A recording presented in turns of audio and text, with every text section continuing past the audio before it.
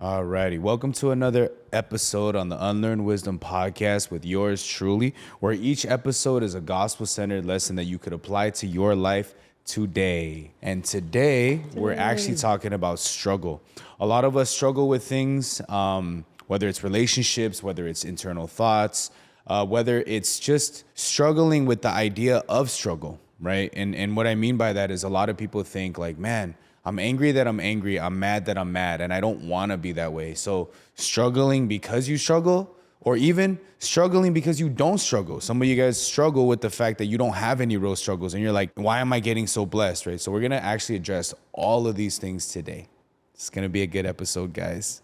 Alrighty. So I had a question before all the other questions. In your guys' opinion, what do you think is the most valuable skill to have in like the next 5 years? Like an obvious one could be like, HVAC because AI centers, data center, or like electrician. Like that's actually super valuable because they're always going to need welders or whatever it is. I'm going to be biased. Of course. Project management. We need some project managers. No, I think really though, like, yeah, probably anything to do with AI or technology. And specifically the stuff that's like booming, right? Like AI is going to be nuts. So anybody who's like engineering the back end of that stuff or tweaking it, I think is going to be crazy. Hard to say. What do you No, have? I've got one, obviously. I feel like you got one ready to fire off. Let's hear it. No, you have to say yours, Aaron. I don't know. I want to say that it'll be people like entertainers and the people that keep like humanity alive by making like art. And I want to say Gesture that. maxing? Yeah, I want to say the gesture maxers will stay employed for the next 5 years, but honestly, I don't think so. Like, I think they will. Like, I see all these AI influencers now and all these different things. It's like, that's one of the easiest things to get rid of. Not that they'll be able to do it successfully, but it's like, I don't know. I really don't know what'll survive the apocalypse. I thought his answer was way better than yours. Oh, gosh. Okay. And I'm I'm honestly very disappointed in your answer. I didn't even have an answer. I don't know what. I know, but it's very disappointing that you don't even have a viewpoint on this. I don't think electricians will stay there and welders. That's the first thing that robots will do. They already have manless factories, welding and electricity. No, you still need to be able to man the robot and tell it what to do, and they're gonna use robots, but it's still gonna be very hard. Of like, hey, anyways. Physical labor activities are gonna go out the window. It'll be improved. Those robots are doing backflips now. What do you mean? It's gonna walk up, find the crack in the wall, And weld it, and then backflip away, Yeah. and then hit the gritty and walk away. But I'm still disappointed in you. Okay. Because I think that one of the most valuable skills that you can have in the new age is how to make good content. You don't have to you're rolling your eyes, but let me finish. But that's kind of what you said in terms of entertainment, right? It kind of ties into that, doesn't it? I think No, he wasn't won't, thinking man. that. You're trying to help him out. You're right, dude. Thanks. Yeah, Johnny's right. I'm like, alley-oop in there. Thank you, dude. No, he was rolling his eyes as I was saying it. No, I was going. No, it wasn't an eye roll. It was a oof. But okay, I'm hearing you out. Okay, true, so though. listen. Yeah. So first of all, one of the fastest growing industries, or like what they're figuring out, is that like AI content still does not grab a human like a video of their face, Yet. right? Yeah, sure. So that's one angle. Live shopping is huge. Live shopping is exploding. What is live shopping? It's literally on TikTok selling things like QVC. Oh, I always see that. Amazon is making a huge push towards it. TikTok is already making a huge push towards it. YouTube is People already. buy more because they see the product being demonstrated and then they want it right then and there. Got it. But now even the live shopping is being run by AI. These AI influencers are instantly sales go up 30%. They're running it in China. China saw right away within the first 2 days of using AI influencers on live shopping. Okay, sales went up 30%. That's one angle. The second, though, is if you have the ability to understand why something is good or bad, whether or not like an AI spits out a script and you can look at the script and say, this is good or this is not, and then you blend in his thing, project management, you know how to move that along, you're extremely valuable because you could, let's say you used to make content. So now you know how to make it, and then now they give you an AI army that you know how to manage properly. Extremely valuable skill. And I only bring this up because I'm really impressed by the job applications that we've been getting. There's some people that are watching our stuff, going to our job, like you said in the outreach where you're like, I want people, show us that you've already done the job. And we're starting to get really interesting people that are coming into the fold. Either they show up to clipping class every week and they're improving, or they have skill sets in video editing or whatever it is. I'm really impressed. And ultimately, like, that's going to be like, you're always you're gonna be valuable to a business. You're gonna be valuable if you're entertainment. You're gonna be valuable to YouTubers. You're gonna be valuable to anybody if you understand story, how to make content, how to manage it, how to create it at a high level. Super, super valuable. I don't think that's, and you could be like, well, AI comes up with scripts. I still got to look at the script and be like, this sounds too AI. Right. Dude, you're just giving game, Jeremy. That's crazy. True. Sauce on sauce. He literally just gives sauce all the time. There's some new people that we've interviewed that I was deeply impressed by that will be coming into the fold of Core of the Heart, and our content is going to level up because of it. Yeah. People are going to enjoy watching it more. It's going to have more taste, flavor, character, whatever you want to call it. You know, we're bringing better chefs into the kitchen. The recipes are going to get better. I love that we're always leveling up too. It's kind of crazy. Like what we have right now is speaking to my brother, and he was like, bro, you're way leveled up even just from like 7 months ago, 8 months ago. He's like, everything that's just coming together and things are just being more like fluid.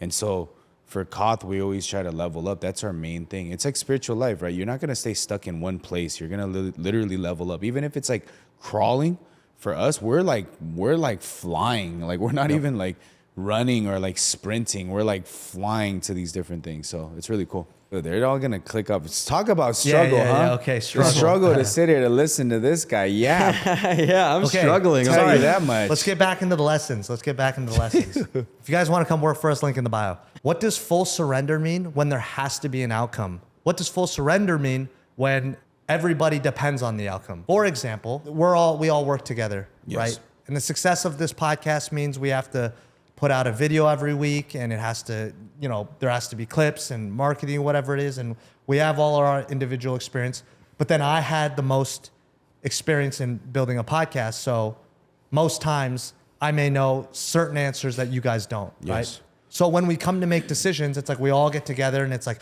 okay, well, what mics do we use? Oh, guys, we just use these mics. Aaron's like, are you sure? Because I heard this other thing in classic Aaron fashion. Are you sure? Because I saw these bubble mics. They're Pokemon themed and Pokemon made them. And it's like, no, Aaron, like everybody uses these mics, whatever it is. And then everyone's like, okay, yeah, use those mics. But a lot of times you talk about like, you got to fully surrender or bend. We're all bending. Aaron's technically bending because he's like, oh, we're not using my Pokemon mics. Mm-hmm. But Aaron bending or quote unquote surrendering to my decision, is it really bending or surrendering? It's just the right thing to move forward. And Aaron's like, I bent, I surrendered, but it's like, did you really? If we just need to make a decision? Yeah, surrender is surrender when you don't utilize it as a weapon. Like, see, I did this. Surrender is something you just do, not something you use to be like, look, this is where I bent. You asked what true full surrender is, right? It's regardless of what it is. Like we could also surrender too. For example, we use the same situation and we go the other way. You knew, okay, I have, these SM7Bs are really good. But then he goes, but I want to use a bubble mics. And Pokemon bubble mics, right? And our full surrender would be, okay, and let's see what happens. Let's see how it works out. That's actually surrendering. Yes, Okay. that makes sense. But Didn't in the think work that would situation, turn on you, did you? no. Next week we have bubble mics. Well, okay, but the outcome dependent is we're trying to make a good podcast, and let's say the bubble mics suck, and then we wasted money, X, Y, Z, and it's like in that situation, it's like I probably should have fought to be like, Aaron, Pokemon bubble mics is not the way to go. It's going to make all our lives better. But you don't know that. But let's say it did end up like that. Right? Even then, that is also surrender in that you may not surrender, but he has to surrender and go, oh, you guys are right. I shouldn't have done that. And then that breeds surrender. The issue here with people with surrendering is not that they have a problem with surrendering. It's that exactly how you say, they want to know the outcome and like work towards the outcome to be like, great, which is good. But again, we're missing the grace factor. We're like, there's people who literally build businesses and have like the biggest ideas and invest millions of dollars and then lose it all. Like they have the best teams. They have the best people. They have A-list players. Like they have like A-level players. Like they're literally like, I'm in it to win it. I remember there was a pyramid scheme back then. My brother fell into it. It was like where Donald Trump endorsed it. I forget what it was, but it was a straight up multi-level marketing scheme. And like, they sold it so well that like the whole hood was like, hey, this is something we should like get into. because it was like serious. They had like all kinds of celebrities, like all this, and then in the end, it was like it just went to nothing. It went to like straight poop, right? And so again, it's not about like, hey, if I surrender, like it's still a selective surrender because you're only surrendering based off of like achieving something. So is that really surrender? Full surrender is, Johnny, you're gonna scrub the toilets. Why? It has nothing to do with my spiritual life. Like, no, just do it. I literally had to, even though I was pissed off and I didn't understand, like when I just did it and followed, yes, obviously things changed. I would say like that it molded and shaped me to do like the small things that I don't want to do, to then set me up for like when I do have things like this now where there's little things that I don't want to do either every single day. And I had to like fight that. So again, full surrender is not like, okay, we get this outcome, then I'll surrender, because that's not even surrender. The whole point of surrender is it doesn't make sense and I don't want to go with it, but I'm just going to trust that it's going to come out the way that it's going to come out. And literally that's the whole like foundation of spiritual life.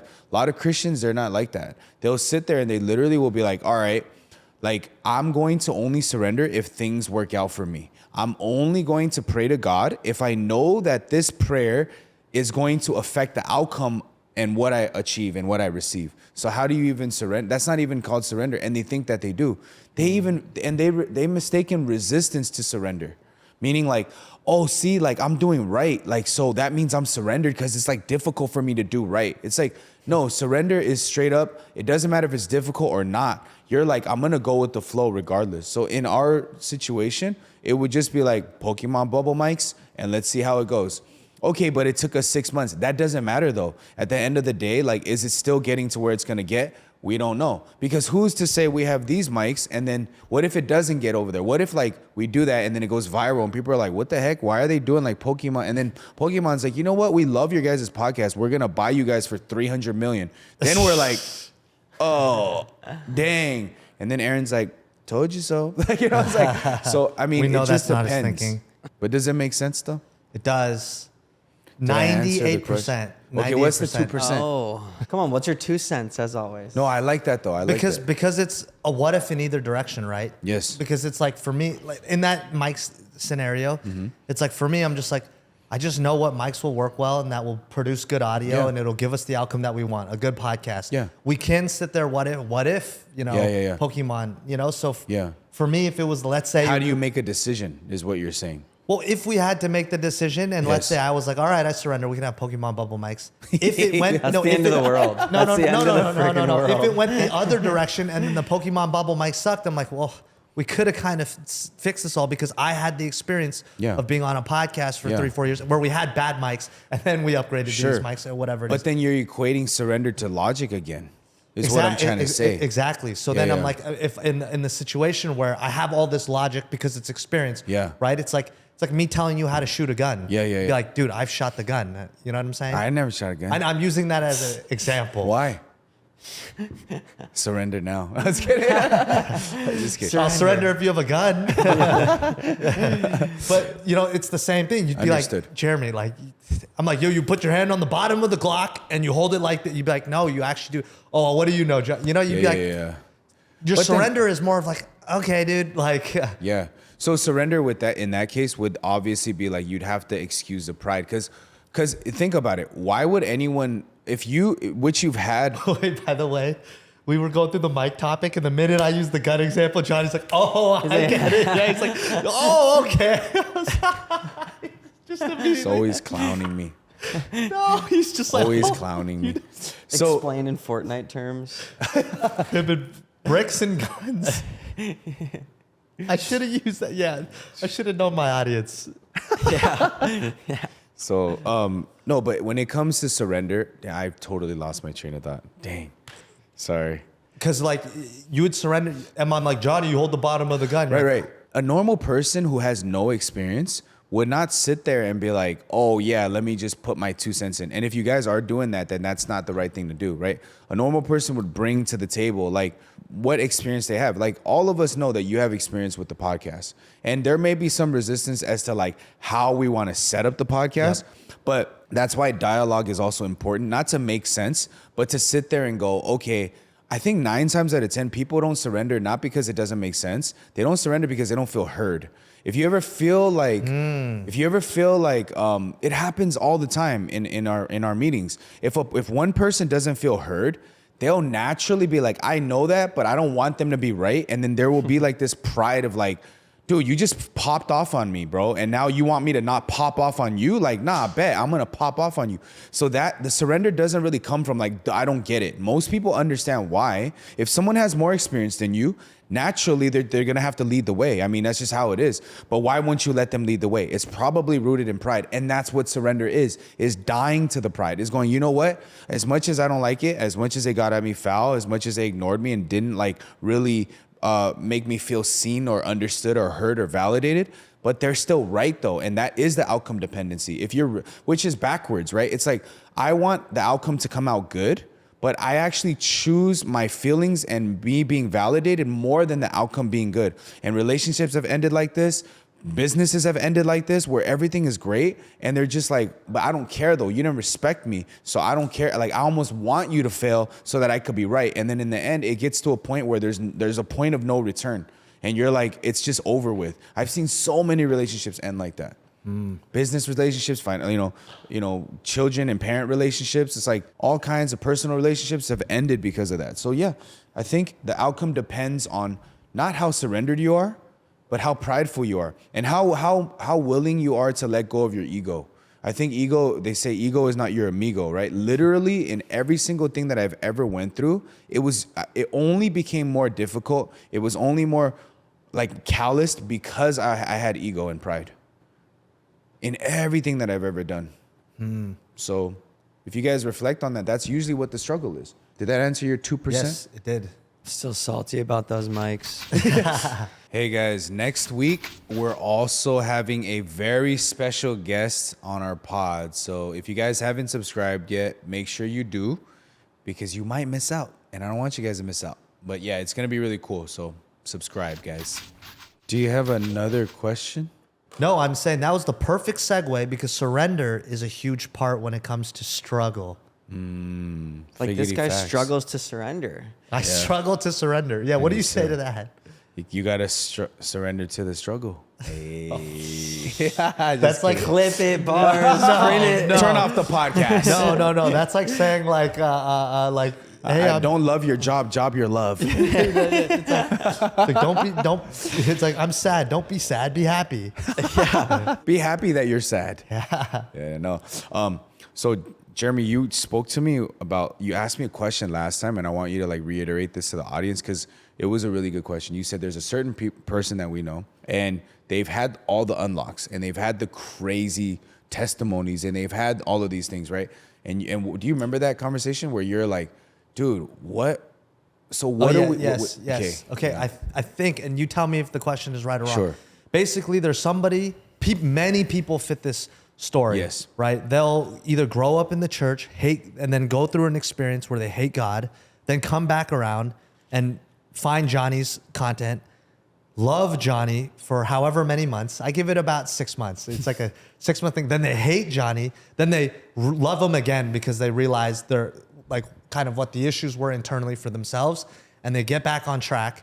And then they'll have all these amazing things happening to them. I think that a lot of listeners can also attest to what happens. Like, their family comes to Christ, or they get this job that they want, or they finally let go of all this pain and trauma that they've held on to.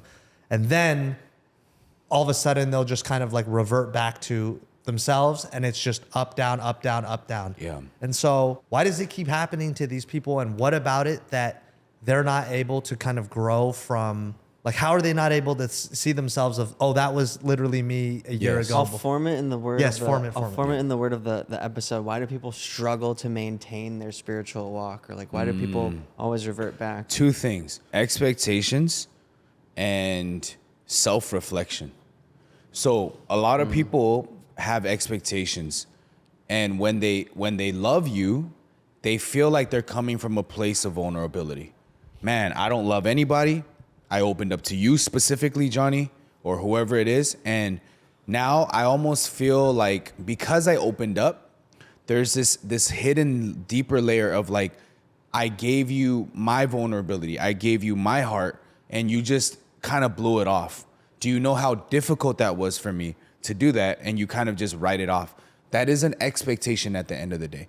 I expect that when I open my heart, you should not treat me this way. You should treat me this way. And so a lot of people are struggling because of expectations. Now, when expectation is not met, the second part arises, which is the self-reflection part. They start to reflect in a lens that's distorted. Man, I opened up. I shouldn't have done that. And they start to think back. Man, see, I should have just kept close. And like, this would have never happened. And this reminds me of this person doing this. And that person did that to me. And they start to reflect, but in a negative lens, in a traumatic lens, with a lens of trauma. And then they start to kind of run these mental reels. And it's just very easy for them to get swayed after that, right? And so for me, it's very difficult to teach people that, number one, lower your expectations, because how do you even do that? It's not really fully on them. A lot of people just naturally, we don't even realize we just have expectations. We just have natural expectations of like, dang, like for example, my brother came with me to the Lowrider show and he was super duper happy, you know? And I was like really glad that my brother came with me. For some reason, I was just like super duper happy. And I was like, man, it's cool to have my brother like come with me, experience these things, because and seeing him happy makes me happy, obviously, because I'm his brother and we're connected through you know, blood and all that. So this morning, however, like I didn't really get a text from him or anything. So I didn't get mad, but I was just like, like, did my brother have fun? Like maybe he didn't have fun. Did I do something? And immediately my mind starts going that way. So what happened there? There's an expectation that I didn't realize was planted somewhere along that line of, I took you out with me, I loved on you, took you out to eat, and there was no like, good morning, bro, hey, thank you for everything. It was just like blank. Till now, he hasn't texted me, which is not a problem. But in my heart, I could see that, oh man, I did this, and it felt like the expectation makes everything else pointless. So spiritual journey is like that too. Okay, I had this huge unlock. Now, without us realizing it, we have an expectation to then go, I'm a Christian now. I got this unlock. It seems like I'm not going to struggle anymore. And then when that expectation is not met and you start to struggle again, you reflect in a negative way. And then everything starts to seem pointless. In any relationship, whether it's a godly relationship between man and God or a woman and a man, when expectations are not met, then everything feels like an uphill battle. Everything feels like I'm doing something and they're not doing anything. Now this leads to burnout. It leads to, you know, resentment. It leads to all the negative things. So I would say expectation is a really big killer in that. Okay, so to emphasize more on that example, so there's somebody that comes to my mind in my own life. So there was a lot of things early in their Christian walk where it felt like God was answering prayers when their back was against the wall.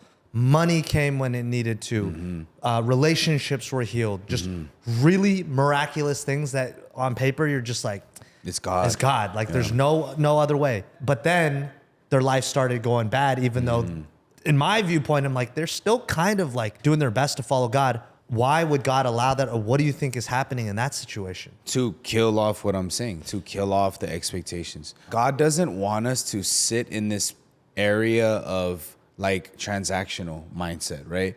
And so even though they don't ask for it, the same example I did like with my brother, which when I reflected was like, oh, it's just my own expectation, I should drop that.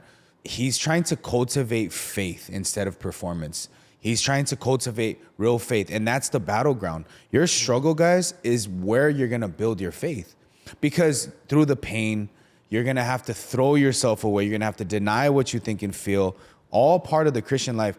And even if you're not Christian, I've seen people, the Alex Hormozis, the people in the world who, let's say, don't even believe, who are like super just experienced. The one thing they say is like, we literally have to lose to ourselves. We have to learn to be comfortable in all of the unpredictability and all of the discomfort. And like even that in itself, right, is a very godly Christian type of mindset. You are accounted for sheep as slaughter. That's what it says. And so God allows that not to hurt you, but to be like, hey, I need to cultivate something inside of you that you can't see. Because if it's up to us, we will never move out of a comfortable mindset. Never. None of us want to work. None of us want to, like, genuinely, we're just like, man, I want to, like, and if you do work, you only just want to build things so that you can see, like, okay, I can finally relax. You're building to relax. You're not building to work more. Like, that's just not how it works, right? So daily devotions are back and they're in your email. Every single day I start with the word of God and I share that with you guys so that you can also have the same peace, hope, and happiness that I move forward throughout the day. Every morning I send you a piece of scripture and an explanation to help you with your spiritual walk. There's nothing more powerful than starting your day with the word of God. This quick 2 minutes each morning will set you up for the rest of your day. These are 100% free, so if you want to sign up for the emails, link in the description. People realize, they expect this thing of, I have God, he's given me all of these miracles, and there's multiple things that God allows when he takes those things away. He builds character, obviously, but he builds patience. Not only does he build patience, he builds gratitude. If you don't have gratitude in your life, even for the smallest things, then you're only going to be chasing dopamine every day. You're only going to be chasing expectations. And even if God gives you every single thing in your life, you're not going to be happy, right? I complained a lot. Even though I went to prison, I complained about, it was always like my heart had hella complaints. People would be like, bro, you're a negative Nancy all the time, Johnny, for real. I'm like, what do you mean? I'm a realist. Like, I would be like that. I'm a real dude, man. I keep it 100%. And I would tell the homies like, hey, you can't be telling me like that my life ain't, I grew up in the projects, man. I had a bad cards dealt to me. But when I went to Liberia, Africa, like, I realized that I was just an ungrateful little piece of garbage, basically. Like, they did not have running water. They did not even have electricity. They had candles for nighttime and they would read the Bible like with the candle. Like some people have like their Bibles are burned because they're literally holding it. They can't even see it, right? It's like crazy things like this. And I'm over here like we have electricity, even in prison, we have electricity. We have like central AC. We have like all this other stuff, let's say, right? And running water. And yet I was never ever thankful or appreciative. And that was a big unlock for me where God was like, are you even happy for the things that you do? And of course, if you tell me that heart changed in like maybe a month. I would come home and I was like, I remember kneeling down and like pretty much kissing the ground. Like I'm back in LA. I'm back in my neighborhood. I'm thankful I don't have to struggle. But in a month, I literally forgot. I forgot, like I started to complain again. And this is how the human heart is. It's that's why God says your heart is deceitful. And God has to give you a new heart and a new spirit in Ezekiel. And what that means is so that you can distrust your old one. Before I was like, I deserve this, I deserve that. Here's my expectations. You don't meet it, we're gonna have a problem. Now it's like, dude, for me to even have someone listen to me, for me to even like wake up, I have to remind myself that that's a beautiful thing. There are people that didn't wake up this morning. There, a friend of mine, recently, sadly, like something happened with their family member and they committed suicide. Not everyone is guaranteed life, but we wake up thinking like, no, life is guaranteed. And I'm going to argue and I'm going to get frustrated. I was on text message with somebody going back and forth before the podcast, but then, and I'm like frustrated, obviously, to the point where I'm distracted straight up. And at the same time, I'm like, you know what though, God, like I'm alive. And yeah, I don't feel like doing sometimes a podcast. Sometimes it's a struggle. I don't feel like doing X, Y, and Z. I feel frustrated when people don't recognize that I'm struggling, right? And I have to be the leader. And there's things like this. But I realize, like, you know what, God? Like if I think about you a little bit and I reflect a little bit, and if I lower my expectations that people have to understand me and people need to see what I've done for them, then everything really doesn't become a problem. Things kind of become minimalized and I'm able to just kind of move forward. So that's really the lesson is that people struggle not with the fact that they struggle because there's an expectation and they don't want to lower that expectation. They don't want to lower those things. Surrendering is not hard, right? Lowering your anger is not hard either. Try it when you get angry and go crazy. And as soon as you hear the sirens and the cops come, you're going to follow suit. I don't care how gangster you are. You're going to be like, oh yes, officer. Yeah. All of a sudden you're going to turn into like Jeremy speaking like a white person. Why don't you ever say Aaron? Well, because like an actual white person. But there's an actual white because you're literally whiter than Aaron. And I don't know how that happened. That's not true. That is so true. That's not true. That's why our new podcast guy, he's literally trying not to laugh at you. Is that true? You won't come back. No, I'm just kidding. He's like, no, I wasn't thinking that. Interesting. That's so true, though. Like, expectations has so much to do with like your heart posture moving through life has so much to do with your 100%. expectations and just your mindset on life in general. It's like down to the littlest thing. Like how many times have you guys expected something to be the best food ever? Yeah. And you're expecting, oh, it's Michelin star, oh, it's high review. Because someone hypes it up. Maybe you live with someone who hypes everything up. When they love it, they say it's the best, it's the best. And so they hype it up so much. They Donald Trump it. To where your expectations are so high, unless it's literally the best thing you've ever had, it's not going to meet those expectations, which it's so rare that when it's something the best thing you've ever had. True. If instead when your expectations are nothing or even low, oh, this is going to be horrible. If you set the expectations, this is going to be horrible. This is going to taste horrible. It's bad pizza. Dude, this reminds me of a lesson. But go ahead. But yeah, but we would go and we would eat it, and you'd say, "This is pretty good. Yeah. This isn't the worst pizza I've ever had." Facts. Because your heart posture and your mindset just have so much to do with the expectations you set. True. And it's not only just for pizza; it's for yourself in life. It's like, Yeah. right? Why are people so hard on themselves? It's because they have these high expectations. Yeah. Okay, I'm sorry. No. Say your lesson. Dude, so when he said that, Aaron said that triggered something for me. Like, I remember Pastor telling me the levels of the heart. He loves to use analogies, and he was like, Johnny, if you think, like, let's say a human being has a scale of 1 to 100 in terms of just their own moral, ethical code and their own rating, okay? And their rating is, let's say, Johnny, your rating is 60, right? As a human being. And I'm like, dang, I can't be freaking like 80. Like 60 is like a D, dude. 60 is like an F, dude. You're about Like, to fail. Yeah. But he's like, let's say you're 60 and your heart, however, believes that you're 30. And he goes, and let's say you get 40% of like a 40 rating of blessings. If your heart is 30, even though you're truly 60, but you get 40, and although it's 20 short, would you be thankful or not? And it clicked for me. I was like, dang, that's so true. He goes, but let's say you're 10, but your heart is like, nah, I'm 80. And then you get 70. You're 10, you got upgraded 60, but you're like, dude, what the heck? Nah, man.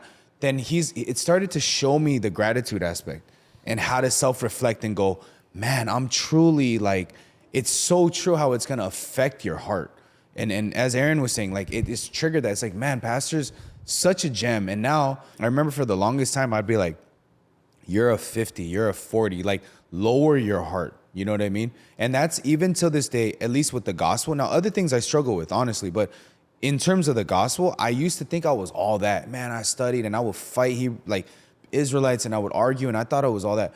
But through him teaching me that lesson, I know now that whether we do El Paso with 5,000 people or we do 100 people, it's like, okay, like that's fine. You know, I'm whether it's 100 people, whether it's 10 people, whether it's one person, like I can be thankful about that because this is in my gospel and I'm at the level of 10, right? And so it just really helps in so many ways where I think a lot of people don't realize that in their hearts, they're like 120, you know, they're like 200. And even though they get 150 when they're really like 50, 100, and you know, because they're 200 in their heart, that 150 is not enough for them. And that's why God allows struggle. That's why God allows like, hey, you gotta, something's gotta bring us down. And the one thing that brings us down the best is the trials and tribulations, is the humbling parts that you cannot correct, the things that you cannot see that come from your blind spots that just knock you over. It's so humbling. And it's like a very good thing to struggle, essentially, which I don't think I could even say this just 5 years ago. It's a good thing to struggle. Like, what the heck? Like, nah, it's not. I don't want to struggle at all. So, yeah. Well, I was just going to say, true. The struggle exposes your blind spots. Mm-hmm. It's like the space that the blind spots is the space, the difference between what you actually are and what you think you are. And that it just exposes that because you can't really get around it. Yeah. But yeah. Is there a thing in your life where you're kind of like, this is like a hard example for yourself? No, it just happens all the time, honestly. Like, let's just say that if the plan was for me to receive 50, if I was expecting 100, I'll always be upset. If I was expecting 0, I'll always be happy. The 50 wasn't going to change because that's the plan. So it's like where you set your heart posture can help shape your outcome of at least the outcome won't change, but how you receive it can 100%. if your heart's low. Yes. My question is, how do you keep your expectation low in situations where you should kind of have a high expectation, or else it creates pain for others? For example, let's say we want the best podcast producer. Yes. You know, Elijah's new. Yes. But let's say he's horrible, and we're like, you're not horrible. I'm just using it as an example. But let's say he's horrible. Are we supposed to just be like, well, you know, at least he didn't rob us. You know what I'm saying? Or at least he didn't like, or I'm trying to make up the worst case scenario. You know what I'm saying? It's like the expectation was that, hey, you're coming in, you're gonna do a good job, and you should be good at it. Instead of, all right, well, what if he came in here? He's like, what's a camera? And we're just like, are we supposed to just be like, all right, I'm going to lower my heart. It's okay, Elijah. You don't know what a camera is. You told us that. You know what I'm saying? Like, that's too situational. I think we're talking about heart posture. So positionally, what I did transparently was, you know, and this is nothing against you, Elijah, was I go to God, right? And I'm like, God, we have people that referred, you know, Elijah, right? We Balin, shout out Balin, right? We love him. And I was like, look, God, but the technical podcast stuff is not up to his skill or in any skill in general. Of course, we're going to have our outlines. We're going to have our like regiments and our standards that need to be followed. But God, you have to open the way too. You have to also allow him to like want to work with us, because he could be the best and then he don't want to work with us. Like, oh, these guys are clowns, you know, like, or you call this a Christian podcast? Like, they're talking about technology and whatever. So I understood that the task was not, hey, Lord, like, give me a podcast producer. It was more, or this podcast producer must be the X, Y, and Z. We can have those expectations.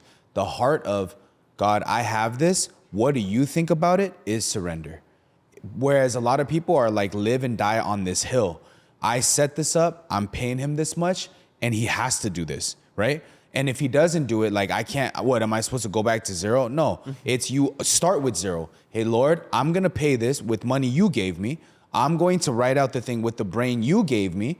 But God, like, if you don't see this from beginning to end, it doesn't matter what we do. So of course, God, I'm going to move forward, because I'm not just going to be like, everybody's, oh, you can take advantage of me, like, do whatever you want. It's more of like, I'm going to do this. But in my heart though, God, how do you like lead this? And how do you want to lead this? And if it's not Elijah, then have it be somebody else. Or if it's not this person, have it be that person. And Lord, also let me see that that's what you want, not just like my own expectations and let it override. That in itself is coming as zero, as lowering your heart. Does that make sense?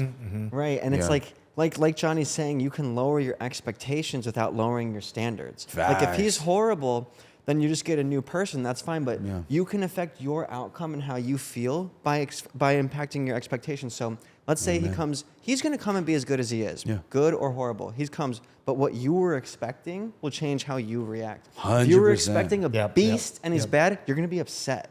Yeah. If you weren't expecting anything and he's great, you're going to be super happy. Yeah. But it's like, if he's not good, you just, like Johnny says, you move it on. But your expectations, sure, they can actually affect the outcome. And don't lower your standards. Yeah. They can affect how you receive the outcome. Shit, this guy's a Pastor Aaron. Aaron Chang. Aaron Chang with the bars. The bro is a gangster now. Just reiterating you. Okay. Let's move on to a different topic. So Yes. why does life get harder when I'm trying to do right?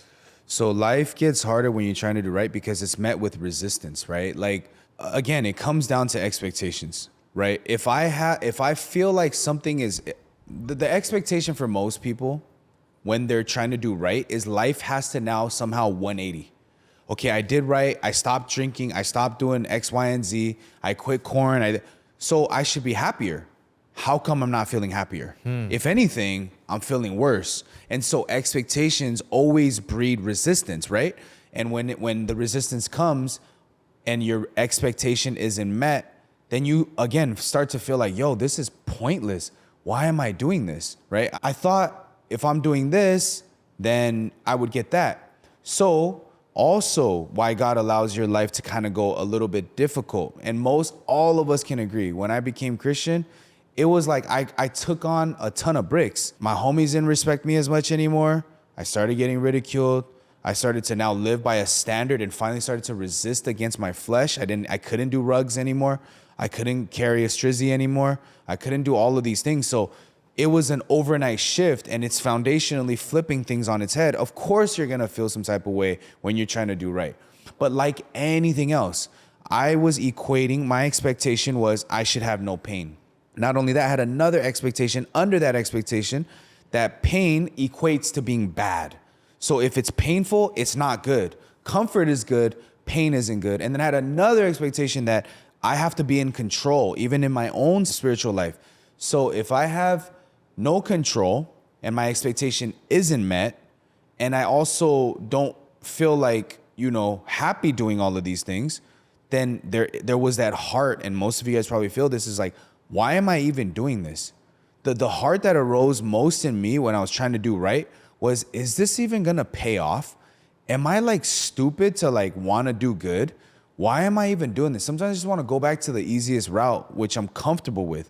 Yes, it's painful, but dang, this seems like way more painful when I thought that everyone's like, I'm Christian, I'm happy, yeah, hallelujah. Like, I didn't feel that.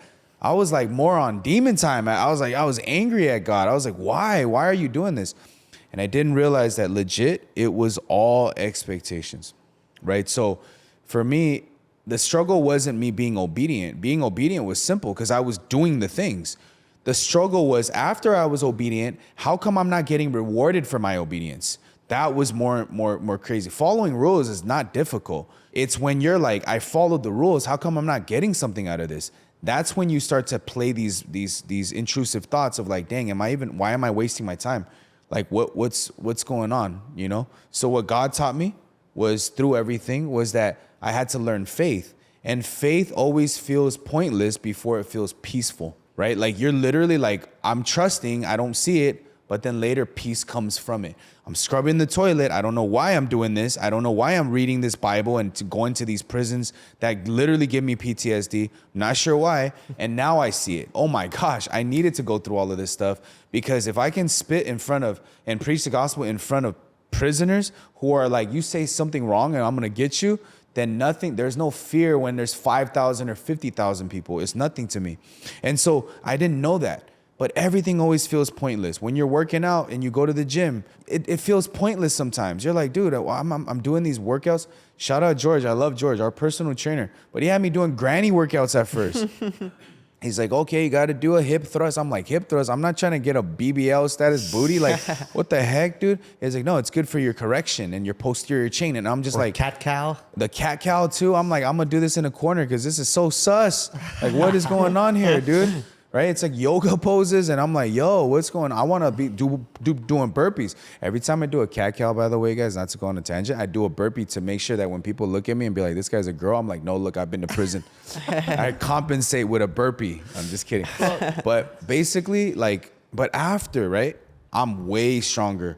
If I'm being honest, Jeremy used to clown me too. He's like, bro, you're doing girl exercises. And now he is getting stronger too. So he knows, right? And in this way, we are always like, it doesn't make sense, and it's not supposed to make sense. It doesn't make sense. Faith is not necessarily supposed to make sense. You're supposed to trust that even when it doesn't make sense, that's what's going to happen. So yes, does life get harder? Yes, but a lot of it is self-imposed. I have an expectation that I'm finally turning to God now, and I need to feel X, Y, and Z. More secure, more in control, more peaceful. And when that's not met, that's where the struggle arises. Oh man, I'm stressing. Why didn't I do this? You know what I'm saying? So, yeah. Has there been a situation of somebody that is surrendered? I know you're gonna be like, no, that's not possible, but they're surrendered and still kind of living a very tough life.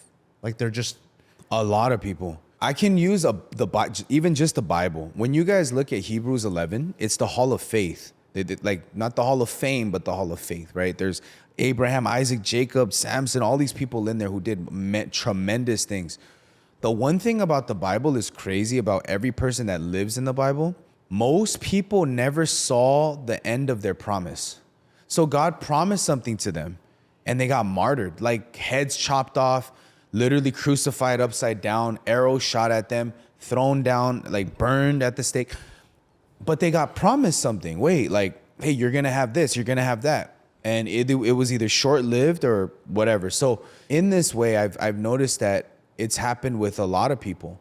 I think I'm very, very blessed because for me, I received a lot of grace to be able to like see the things that are happening, but this didn't happen overnight either. I was trucking like literally 9-10 years literally doing this. It wasn't like, oh wow, bro just came out with a bomb testimony and then blew up. And then these two, people came and helped him. These geniuses helped him straight up. Like it took so much to sit there and cultivate. Jeremy was watching from the side a gang of times too. If Aaron is being honest, he's like, I don't know. Right? And in the end, it was like, man, they're obviously grateful. I hope that they're, working with me. Right. And so, right. But everything takes time to cultivate. And I think, yes, there is, people where they still struggle. There's pastors here that came from Korea that are still struggling to like, they have 4 members. They've been in the States for like 7 years. Imagine having a congregation and you're as leveled up as we are and probably more. These are pastors who uprooted their whole lives to come to a foreign country where they speak no English and they have nothing to go back to because they've spent 7 years of their life grinding this. So they can't go back and work in some other place. They probably lost their citizenship there. In Korea, there is no dual citizenship. You have to give one up to get another one, right? And so then to sit there and have 3 members, 7 members, and these 2, 3, 7 members are supporting them. In my opinion, that would be a struggle. In anyone's opinion, I followed God for 7 years and I'm literally not even living paycheck to paycheck. I'm just like, it's like I'm living donation to donation, which hits different, So yeah, there is people like that, Jeremy. So does God have favorites? He doesn't have favorites. I think it does depend on who he gives grace to. So God says, right, if he gave grace to everybody that followed suit, like let's say in my life, like grinded 10 years, studied the gospel, read Hebrew, Aramaic, Coney Greek, all that, and then he rewarded it for me, then we as human beings would also transactionalize that too. I see it all day in my lives. People come in and go, how do you quote scripture, bro? I want to quote scripture. What books did you read? Like, because they're trying to get to that level. But what they don't understand is the heart posture was always, I didn't even want to get to this level. I wasn't sitting here going, you know what? In 2020, it's like, I'm going to meet Jeremy and Aaron and we're going to blow up. Like, that wasn't even part of it. I was just focused on my grind. And so God says, to who I give grace to and mercy to is who I give grace to and mercy to. So he has his own system. No one is going to know the system. Why? Because if we did, we would transactionalize it like we do everything else. So his whole point is, I'm going to give mercy. Do you trust me? Do you trust me? Do you trust that regardless of what it is? And honestly, bro, that pastor who has 3 congregant members, another pastor who has 7, they're way more happier than I am. And I can vouch for that. Every Dallas retreat that we do, every men's conference that we do, every world conference that we do, they're the most happiest people. There's not a lick of jealousy in them. And then I see people with big churches, 100, 300, 400,000 members, 3,000 members, who are complaining about every little thing. Oh, when is that brother going to change his heart? When is that sister going to stop doing that? Like, they get frustrated. And I'm like, yo, this is wild. And then they can't see it either. Oh, that pastor, he's only happy because he only has to manage 3 people. And I'm like, I thought Jesus was managing everybody. I thought the Holy Spirit leads. I'm not understanding. And so for me, I'm able to see that there is a comfort and a almost advantage in the struggle, in that you're always clinging to God. You're always dependent on God. You're always seeking him. And it's different. As difficult as it was for me and my brother, with that situation this morning, and as it is now with one of the homies, tripping, I was like, you know what? God, now there's a heart of like, I can go to you, God. I remember the times where I would have to deal with the struggle alone. And I know every Christian has sensed this. Like, there's a comfort in like, man, I'm struggling, but I at least have somewhere to go to. Man, I'm tripping, but at least I have somewhere to like, somebody I can lean on. And God always promised that, right? He doesn't say, I'm going to take away your pain and because I favor you or I don't favor you. And it's not even about that. We should not look at other people's blessings anyway, because comparison is a thief of joy, right? The issue is not, does God give blessings? He blesses every single day if you wake up. The issue is, I want those blessings. I want that. It's covetousness. And in this way, that's why people trip out, right? So it's not even that God shows favorites. It's more of, I want to be, in my opinion, this is what favoritism is. Now prove to me, God, that you're not favoring this person by giving X, Y, and Z. Again, expectations. I expect for you to do this for me because I followed you, God. I came from Korea, which they would have a valid point. And I uprooted my whole life and I donate to the church and I feed these people and I spend all this time. What I do with you guys on main stage, live streams, all this is the same thing that they do. They're just not getting recognition on a world standard, on a global standard like I am. But they're working just as hard as me. They wake up right in the morning with me, 4 a.m, every morning. They have Bible study. They have all of this stuff. I just happen to propel out of it. And I think it's because God pitied me. Straight up, I think that Pity me, God. Pity me, God. Pity me next. Literally, Jeremy, how do you have these great, we're going to have to talk after this podcast, man. Bro be having some great, like, how do you even think of stuff like that? Pity my God, please, God, thank you so much, bro. I have a lot of money too. Instantly diminishing the whole, like, literally. Get them, No, guys. good. Get them in the comments. Just kidding. Like, I don't want to talk no Sorry. I was just joking. Just kidding. What? No, keep going. No, that was good. No, I'm saying you keep going. Finish your thought. Yeah, so You're essentially, saying he pitied you. yeah, I feel like God pitied me, and I'm very thankful. Like I can sense, feelings are obviously deceitful, but scripturally speaking, I was truly a fool. Like honestly, like the worst of the worst. And he says, "I will utilize the fools to confound the wise." One thing I do notice when we were even at the Lowrider show was a lot of people kept asking me, bro, when they come up to me, they're like, bro, your testimony is so fire, but how did you change? I keep getting asked that question. Brother, I'm going to church too, and I can't tell them you're transactionalizing.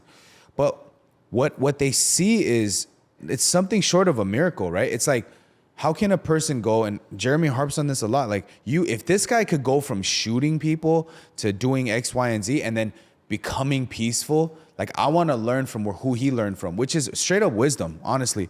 And a lot of people are the same. Is that kind of transactional though, be honest? That's not transactional because you didn't think that it would lead out to this. You were just more of like interested, right? You can be interested, but transaction is like, I want exactly that. And I want that type of peace and happiness, which is not a bad thing. But you have to realize something. Like, that's the whole point. God is going to use you. Instead of feeling like, man, I need to get out of this, you have to start having hope.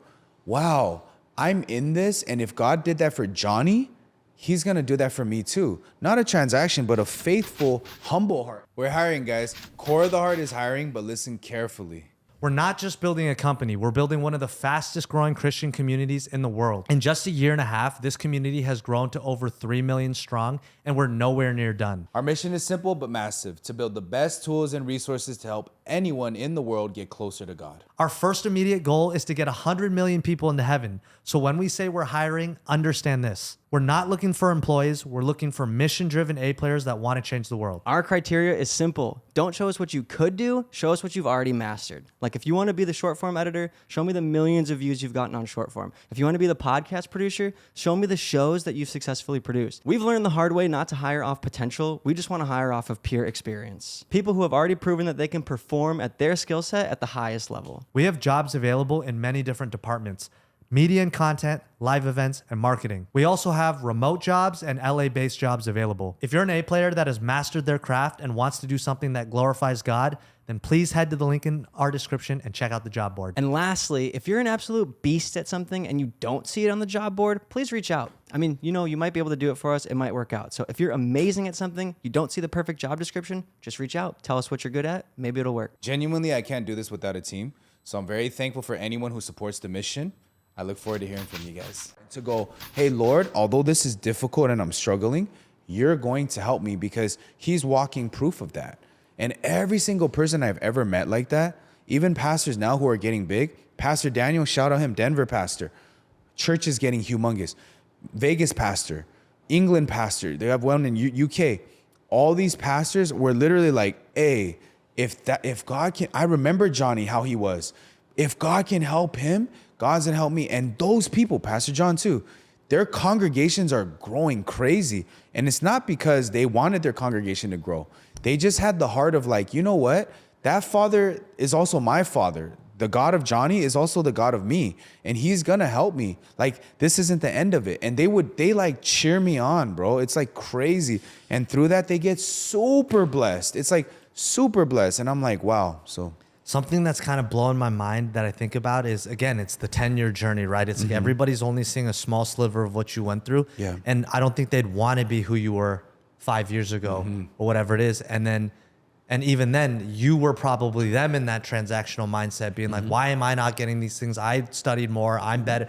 Probably, I know more about the Bible than some of these Korean pastors or whatever.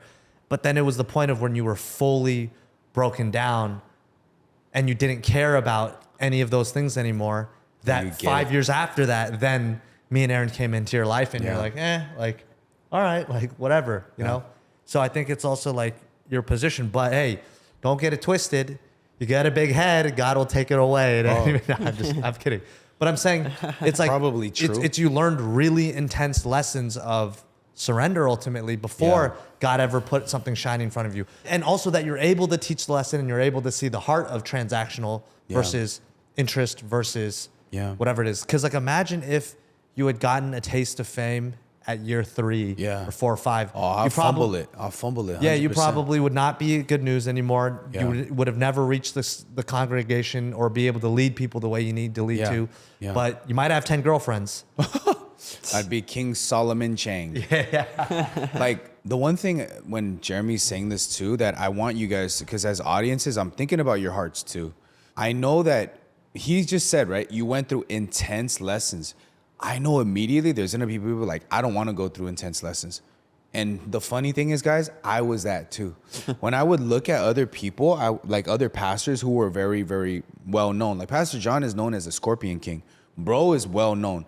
You guys think I'm doing a lot. He literally stood in India and preached to a stadium of 100,000 people, something crazy like that. You know, India is like China, is like the second largest population. So there was a lot of people.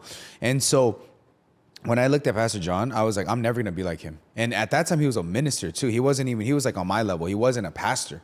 And so there's all these things of like, I always feel like I have to do something.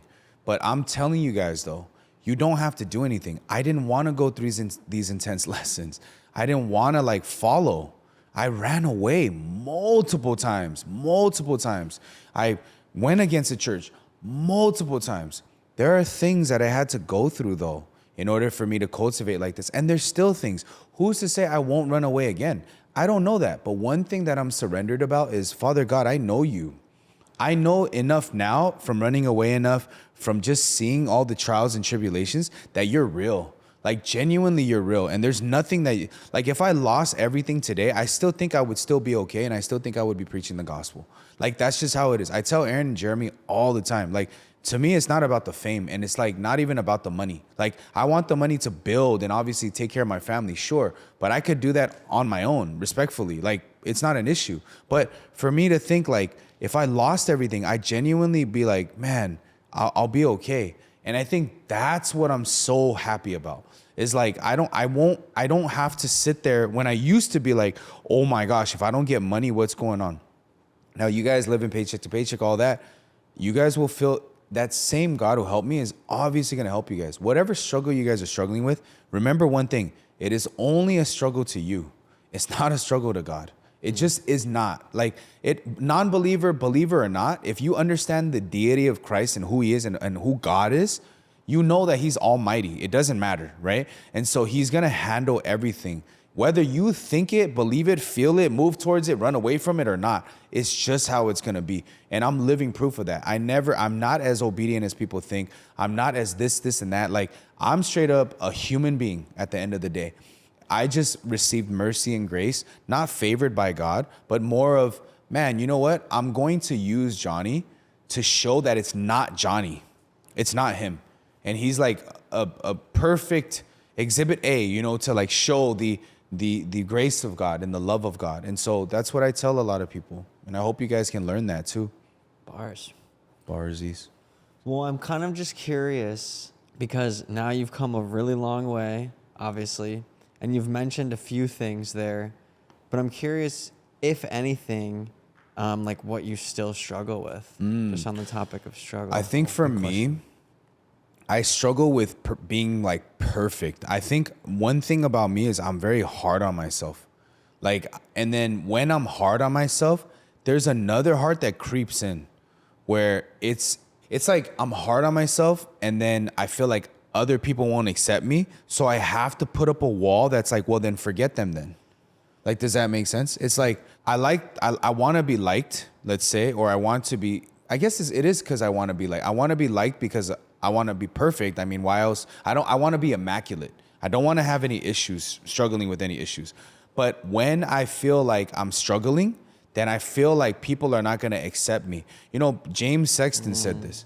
He was like, I don't think anyone would love me. I felt that when he said, I was like, that's so true. I don't feel like anyone could truly love me if they really knew who I really was. Like, I feel like I'm really dumb. I tell you guys all the time, like, man, I feel like I'm stupid. You know, I'm my bad. I apologize. My bad. But that's because in me, I always feel like, dude, I'm not doing enough. Like, I'm not enough on certain things, you know? And for some reason, I have this expectation that if it's marketing, I have to be the best. If it's this, I have to be the best. If it's delivery in terms of like ads, I have to be the best.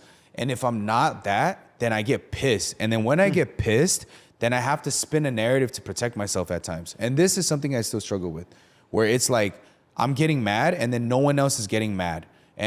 But I feel like everyone else is getting mad, and I have to placate to that so that I feel, I guess, safer in that way. So I'll be like, look, they're laughing. That's what it is. He's laughing because and then this happens and it's very negative, obviously, right? But I'll sit there and what I've gotten so much better at, I think, is dialogue, is to sit there and confirmation. I'll call certain people and I'll be like, hey, this is how I feel. Can you explain this to me? My bad. I know I'm kind of dumb, like, and I'm tripping right now. I always preface with that, but am I tripping? And if so, is this how you feel? And it's almost 100% of the time always not what extreme as what I think it is. But I have that, I guess the mentality is not even perfectionism.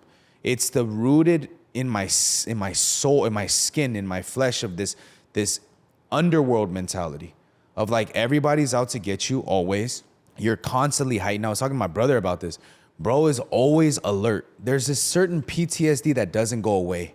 It's just it's difficult, and I hate. I'll be honest, I hate it. I hate it because it's like, dang, bro, like you're not gonna get me.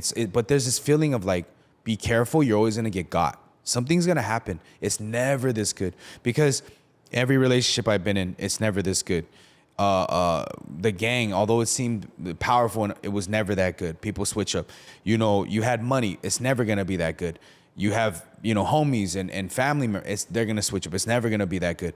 There's this. It's never gonna be good. So I guess it's even peeling back that layer. It's the release of control in those aspects. Now everything else I'm good at. It's just this one part I feel like is my thorn.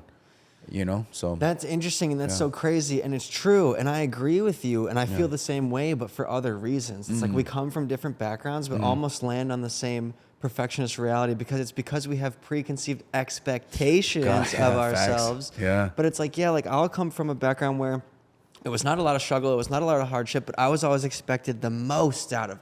You have to be perfect. You're going to be amazing. Your life's going to be great. And so every time it falls short of that, I'm like, it's difficult. Behind on the expectation, but. So it's like, so why for you can you know and explain to a group of people, and just for all of us, why can we know that it comes from things like expectations and struggle, and then still in our everyday life we just like can't apply. It's hard to remember or lock that in because of dependence. So I've learned, that's one thing I wanted to finish on, was I learned that there are certain struggles that you may not overcome, honestly, and because of that. That's actually a good thing, in that it literally leads you back to God. You know how many times I've prayed about this? Like this one heart, it's been 10 years. 10 years I've been praying for this struggle to like go away, right? It was like, Lord, that is my thorn, to be like, stop having negative thoughts and then taking them so heightened. Stop. It's impossible. Like, it's just impossible in terms of like, I know now why it's not possible. Not because it's impossible, God's not working. It's more of like, oh, this is why I'm in front of you, though. Like, that's the one thing that humbles me. When I sit there and I'm preaching in front of a lot of people, Trust me, my heart wants to get big. When I'm walking through the lowrider show and we can't even get to our freaking position because we're getting mobbed, literally like streamer status.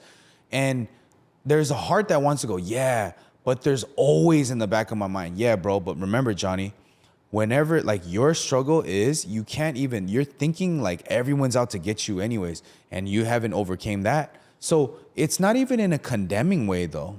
It's a level setting way for me. Like it humbles me to the point where it's like, dang, God, you're right. Thank you. And then for some reason, gratitude bleeds from that. So right there, my brother, right, he was like kind of mad because people were pushing up on us.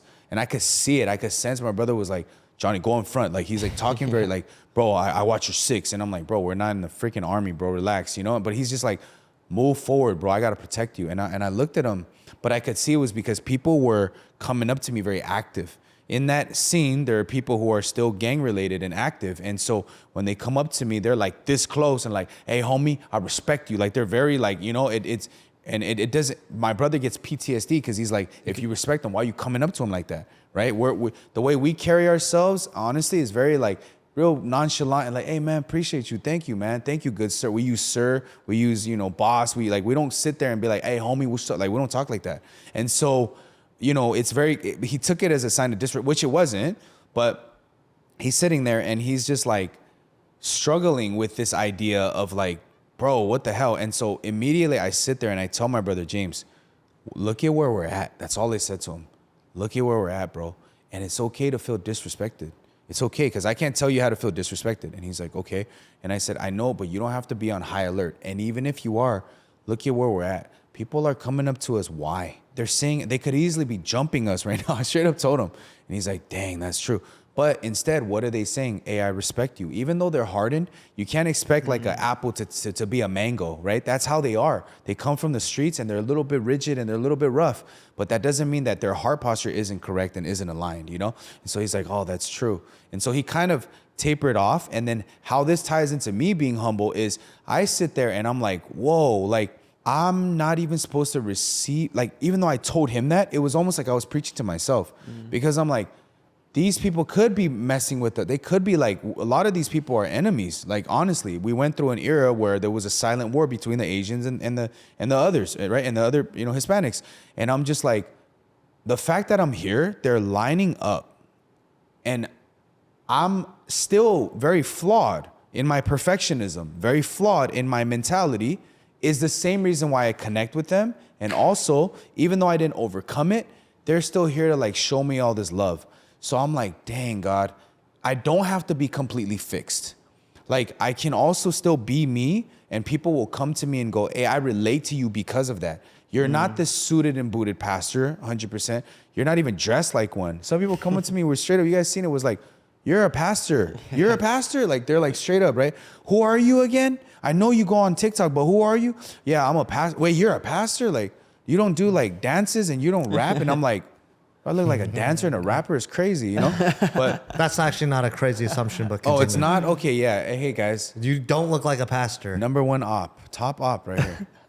Always keep me humble. You're like, that's crazy. How dare you assume that I'm a rapper or a dancer? I don't look like a chef. Yeah, why can't I look like a chef? Chefs look tatted and stuff. But anyways, so through that, I guess, long story short, right, is to say, I understand now why in 2 Corinthians chapter 12, Paul is like, I boast in my iniquities. I'm when I am weak, then I am strong. He had the same heart that I had, where it was like, I have a thorn. I want to get rid of it. It's not getting, I just can't. And yet he did tremendous, miraculous things. He wrote so many books of the Bible, and he was talking about how he hates doing certain things, but keeps on doing it, loves certain things and doesn't do it. And so he was able to have this, and I could really almost feel like not favorited like that, but special. Like, dang, God, I think this is what Paul felt. I don't know, but you can show me if that's true or not. But I feel like that's how Paul felt, where like he wasn't able to get high-hearted. Every single thing, when I see him writing in 1 Corinthians 15, verse 9, where he's like, I'm the least of the apostles. In Ephesians, where he's like, I'm literally nothing. I suck. I'm stupid. There's parts where he apologizes. I'm just like, dude, that's what I'm always doing. I'm always like, damn, I suck, man. Like, I'm dumb, you know? If you love biblical lessons like this, then you would love my weekly Bible class. Bible class brings clarity, community, and consistency.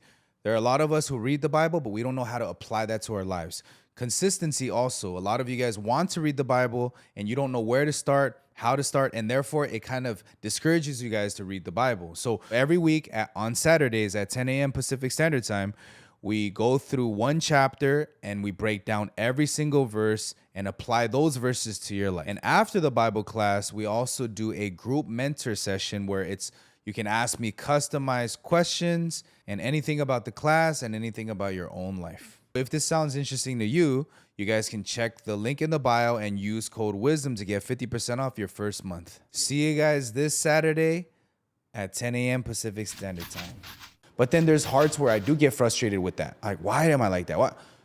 Especially when I get to the why, especially like Aaron said, when I have that expectation of, man, it's been 10 years, bro. Hello. Like, why you still kind of struggle with this? Now, I don't struggle with it as much. I can give credit to that because I'm a real person. I'll be raw. I don't struggle with that how I used to. When I used to struggle like that, it would spiral too much and I would literally run away, right? So the thoughts of running away still come, yes, but I don't do it. And then I always talk. And before I wouldn't even talk, I would sit there and be like, you guys need to diagnose it. Like, you need to be able to see it, which is why I appreciate Pastor so much.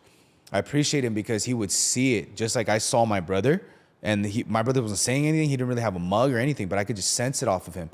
Pastor would see that and go, Johnny, come into the office. Let's talk. And I really appreciate him for that because I think I would have ran away a lot more and stayed away a lot more had he had not seen that. And many times there's also where Satan tricks me with that. You know, like, what happens if Pastor Kim passes away? You know, no one really understands you like that, Johnny. Like, no one's going to understand you, you know? And so it's kind of like, again, like, but God understands, and God will send, and he sent people like Pastor John, Pastor Han, and all these other people to be like, you know, to get it. So again, it's, I guess you could say it's a double-edged sword in that it keeps me grounded, but I don't like it, and I'm not going to like it. And I've accepted that too, that for some reason there's an expectation that I have to like it. Like, who likes it? Wow, this feels so good to struggle. Like, no one's gonna do that. But I had that expectation too. It's to your 10 years in, you better love your struggle. And you gotta get better. What's going on? Like, but that's not true. And once I accepted myself, I think nowadays it's just not as bad. Like, it's just not as bad. That's crazy. And so what do you do now? You're saying, oh, I've just accepted it. Mm-hmm. So you're not praying to God to remove these things from you, but what are you praying just for alignment with it at this point? Yeah, so all prayer is for alignment, but yes, I'm always like, hey, God, here it goes again. And whatever lesson that you want to teach me through this, whatever it is, like, I'm not going to figure it out anymore. So I've told people who struggle with this, a lot of people do, don't try to figure it out. Let yourself process those things. Like, I used to think that a lot too. Like, man, they're thinking like that, man. What the heck? Like, F them, you know? And sometimes I would even talk to them and it would be true what I was thinking. So that's the difficult part, is like when you're thinking something and they actually confirm it, whether inadvertently or like intentionally, right? They're not trying to, but they confirm it. Then you're like in a crazy spiral after that because you're like, I knew it. And it's very difficult to not trust yourself after that, right? This concept that we teach. And so it happens where people close people's hearts without even realizing it. So for me, I've learned, if my heart closes, just let it close. If I'm getting mad, I just have to get mad. If I get frustrated, I'm just going to be frustrated. And if people think I'm stupid, then okay, like, I can't help it. Like, I don't want them to think I'm stupid. I don't want them to, like, I try my best, but like, if people don't like me, then they don't like me then. And if I'm sensitive, then I'm sensitive then. And that's something that would never come out of my mouth. I was a gang member, honestly. Like, being sensitive is not it. It's weakness. But I learned, like, okay. And then it's harder when other people are not sensitive, then they can't understand you, right? And so that's very difficult too. But I think God has also made me overcome that too, to be like, it's okay. Like, they are better than you, Johnny. And that's the one thing, is I have to tell myself, like, you're here because people are better than you. And what's wrong with someone being better than you? What's wrong with someone being more leveled up than you? What's wrong with someone being not as sensitive as you and has the right, like, emotional intelligence better than you? There's nothing wrong with that. The only thing that's wrong is that you think it's wrong. The only thing that's wrong is you have an expectation that it shouldn't be like that. And that's the real issue. It's so paper thin when you think about it in that way. No, and I Every time agree it with comes it. up, I yeah. agree with it. And it's just like, why?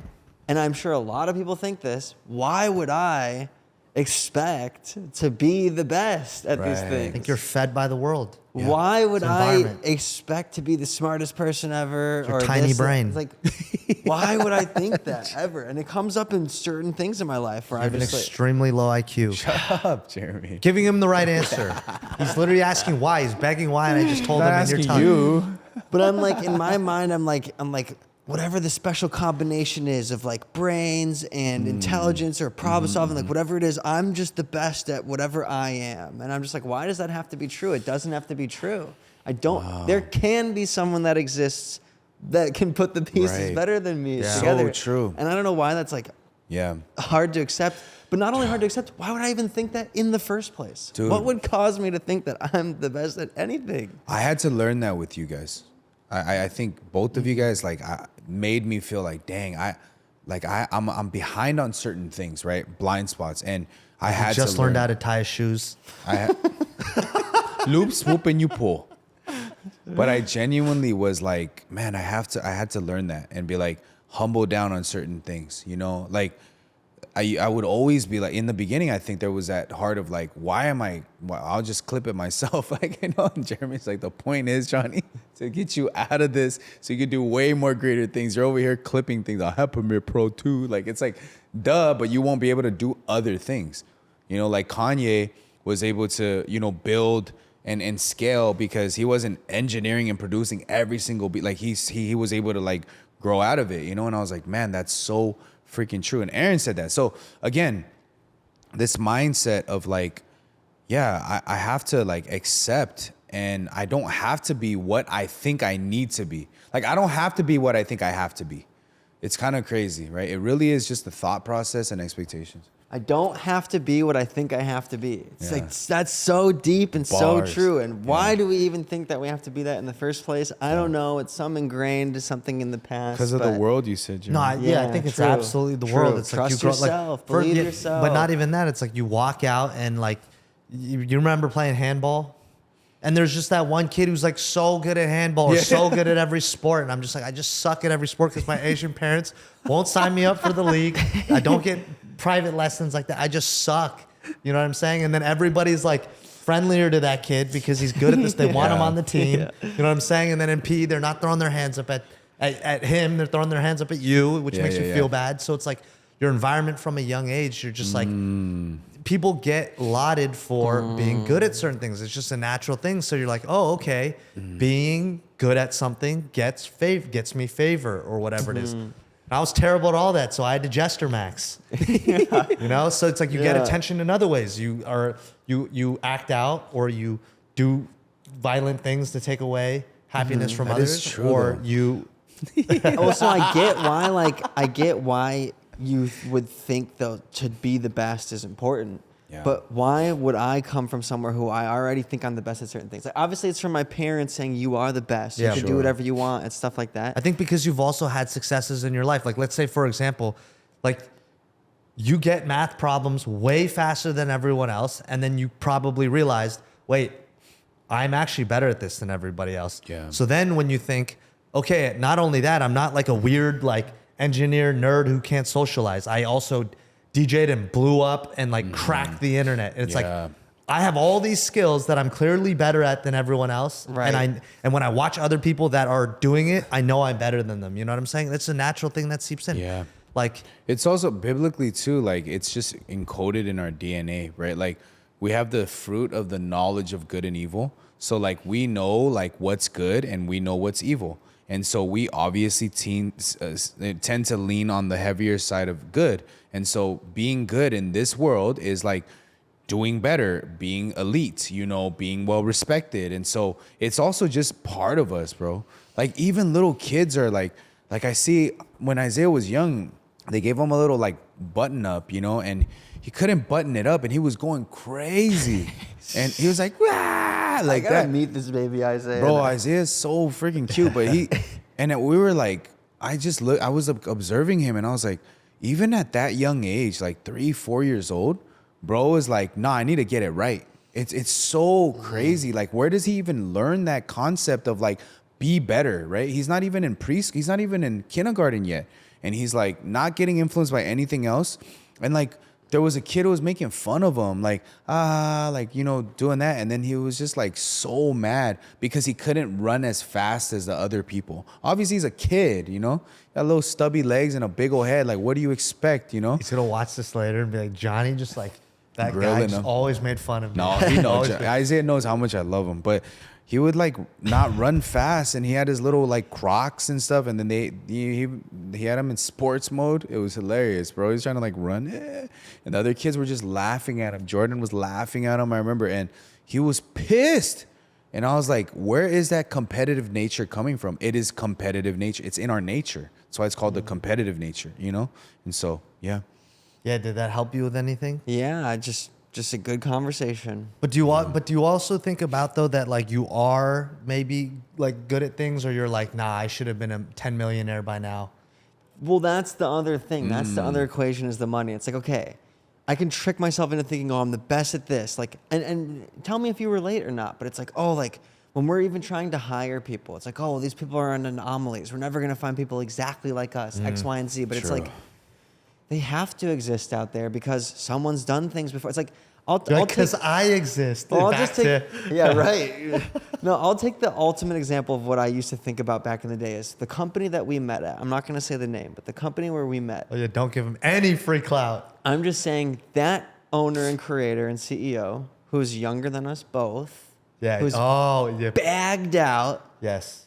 And I always just thought, like, is he smarter than me? Yep, Did he yep. just connect the dots harder? No, because you have a conversation with him and you realize yes and no, but it's like, was it it's timing, it's Yep, luck, yep. it's if you're even brazen enough to do things. Like when Johnny's like, oh, how do I read the Bible like you? It's like, read it 26 times for the next 10 years, go to seminary school for 56 weeks, visit Israel, study with Rabbinic rabbis. It's like, you would have to be a psychopath to even want to go do the things to reach that level. It's Yes. like, I don't even recommend it because you'd have to be crazy to do it. But it's like, when I look at that stuff, I'm like, why could I not have done that? Or like, or just like, how did he position himself in that way? And it just makes you think. It's just like, yeah, I'm not the smartest person ever, or am I? Or blah, blah, blah. It's just this loop of, why would I expect to be? I think it's like, I felt that way a lot of times too, because when I was trying to get a job in the music industry, I couldn't get a basic job. And then I had friends that were getting hired at Apple Music and Spotify and this big management company. I'm like, I'm better at this than you. I know I'm better than this than you. And then to the point where when I finally was doing things that could prove that I was better, it was like a weird, it's like, but then I also realized I'm like, it has nothing to do with skill necessarily. It's just right place, right time. Yeah. A lot of times. So that Which is grace. Yeah. Literally though. Literally. But real quick, on that one particular person, I'm like, autistic person, good at one skill, hit it at the right place, right time, and was able to double in on it. Because ultimately, because what it could have been. Jeez. No. Hey, because what it could have been. I think it was also like a good idea he had. Yes. Autistic person, right idea, right place. But there was so many things that he was missing that could have made it a household name that it would still exist to this day. True. There was a lot of things. There's always holes with Yeah, there was everything. always holes. So it's like as much as it's But like, that's, man, you could say that about everybody though, Jerome. Even us, we have things that we could do better, like right? I mean, no. Yeah. Yes. To a degree, because but there's also part of me where I'm like, you're not gonna have the life experience that Johnny had. When people go, I could preach like him, it's like, can you really understand? Because it's not about the preaching, it's understanding the heart, and that's what really people connect the message to. It's like, yeah, maybe you know the Bible better than Johnny. You have more Bible verses memorized. Maybe, you can argue better and debate better and all those things. But like, can you understand the heart? And it's like, you probably can't because you didn't grow up in the projects. You didn't go to prison for 12 years. You haven't done heinous things to make you reflect on things later in your life. You didn't scrub toilets. You didn't, all those things. And so there's part of me where it's like, there's parts of this that are replicable. Replicable. You can't do it. Right. No matter how hard you try and how Right. good you think you are. And again, it goes back to that thing you just said, the word grace. Yeah. It really is timing. It's grace. And It's like we're truly, dude. I also think about it. This whole situation of like, if I Coming went into together. in every little detail of how my life ended up, there's parts of me where I'm like, I put in the hours, I learned marketing, I had this, but at the end of the day, I happened to be at this company where I learned from these particular people. Then I happened to get burnt out and go to this other company where I meet him. Then I happened to decide to do. It's like that is. How it all lined up is grace at the end of the day. I'm like, dang, I 100%. was just positioned to where I learned all these skills. Then I got the opportunity to like learn it myself. And then I got to learn all these other mistakes of business building to then where I got to like hold on to these relationships that all came into Justin, you, whatever. These people all came at different times in my life. Then I was suddenly, I thought Nectar was that. I'm like, yo, all the forces coming together. And then instead it's this. And it's like, dude, I never wanted to, I hated Christianity. I thought it was lame. My dad is a pastor. I grew up with it. I never believed in God. Like none of it makes sense. And I'm like, and then I think about today, I'm like, dude, I was in very precarious financial situations in my entire life. I've never had like a savings account. And even in the direction of how we're able to support this business and support 33 employees, Crazy. I'm just like, this makes no sense. And how fast it grew, it makes no sense. And I could be like, yep, we're the best marketers and we have all these amazing people and like we work really hard. It's like, sure, but it's also just like, dude, like who thought Christianity would ever reach this level where it's suddenly cool? Who thought that? too, yeah. Crazy. Like, and then it's also Not like me. all the skills that we've learned up until this point. Anytime there's a shift, it's like we kind of know the answer to. And I'm like, only because we went through so much pain and so many painful experiences prior where I'm like, okay, we have a good sense. It's like all of that. I think what the most miraculous thing out of all of this too, and I'm glad we don't struggle with, is there's not this heart of like, I did this. Like you could easily, given your standard, and Aaron too, could be like, I made you guys blow up. There's never that heart. It's not like I learned all this and like this is the reason why like we're here. Or even with me, it's not like, oh, because I gave you guys all full creative control and like and you could do whatever you want. It's never that. That in itself is grace. There's a lot of people who are like artists I work with. Bro, go ahead. Yeah, you're saying. Truth is always in the middle. The artist perspective might be different. Who knows? I wasn't like I was grinding my own grind. You know what I'm saying? So I feel a certain way. But I also worked at a label where it was hundreds of artists that would come through. I wasn't the direct managers, but it was always this point where they would get to a certain size. I saw it when artists were making $10 million a year, or they went from their bedroom and they had their first viral hit on said label, and they're making $5,000 a month. Nothing crazy. And it's this heart of, oh, I should be bigger, or their expectation. First it was like, yo, thank you so much for posting my song and pushing it to, yo, like, why didn't this person respond to my email in a certain time? And like, why isn't my budget bigger? And why aren't you guys giving me this attention? Like, why is that song getting this placement? And I'm like, whoa, you're nobody. Yeah. Like you're nobody. And it's like, and it all boils down to expectation. Yeah. And also, like I said, seeing if the way you said it is social, you're nobody.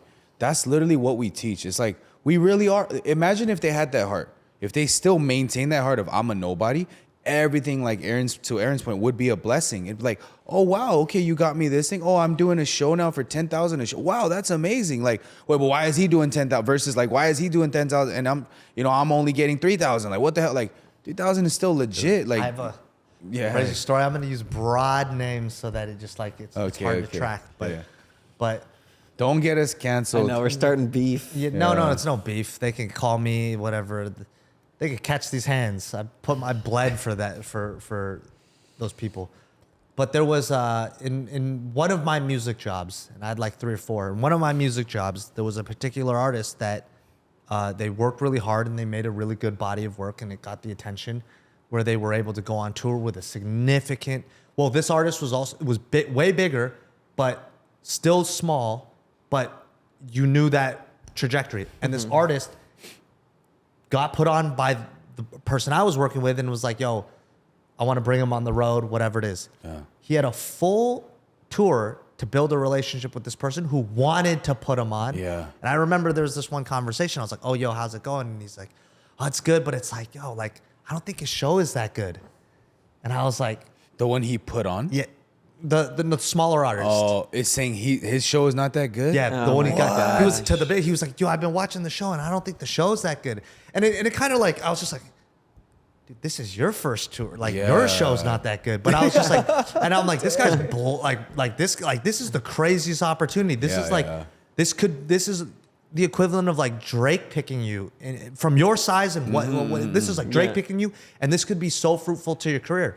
Build a relationship with the Right. guy." Right. I was like, build the and the guy and the bigger artist, super nice, wanted to like, they could have made music together. There was so many opportunities, but his Opportunities. whole thing was like I don't know how he's as big as he is because I think my music's better and I think that I could be a Right. better performer. Dude, and then that bled into that artist relationship with the manager and the project died because and there was people that was also close to him that later I had conversations where it was like he then started to second guess us, the people that were supporting him. And I was like, It got to crazy. his head. You didn't even have a song that crossed 5 And see, million that's plays. just like a respect Dang, issue. Like he had no 100%. respect for the. 100%. No, it was no, but he was if you met him, super like the kindest kid ever. You would The smaller artists. smaller, super kind, super fun to get it, but somewhere along the way in his brain or all 'Cause along of this. inside, all Yeah. along in his head, he was like, it was that thing. I should be bigger than everybody. I know I'm smarter. I know that everyone likes me. I know that I'm good looking. I know that, and it's like Right. I should be that. Why am I not that? Bro, I'm gonna be that's that. how people fumble everything. But yeah, it's that feeling that he thought he was the best, and he just probably just didn't have respect for the bigger artists' music. Because if he thought, oh, my music's better, it's like, how can you not? It was just like it was. I was when I heard that, I was like, huh. And then when it all kind of fell apart, it was all him. I was just like, I remember that distinct moment. It was the seed that was planted, and it grew into a weed. What's crazy is like when you share this story too, like I think about pastors sharing stories like this when I wasn't as leveled up as I am now. And it was like, oh yeah, that guy was arrogant. But I didn't have the heart of like, I'll be like that.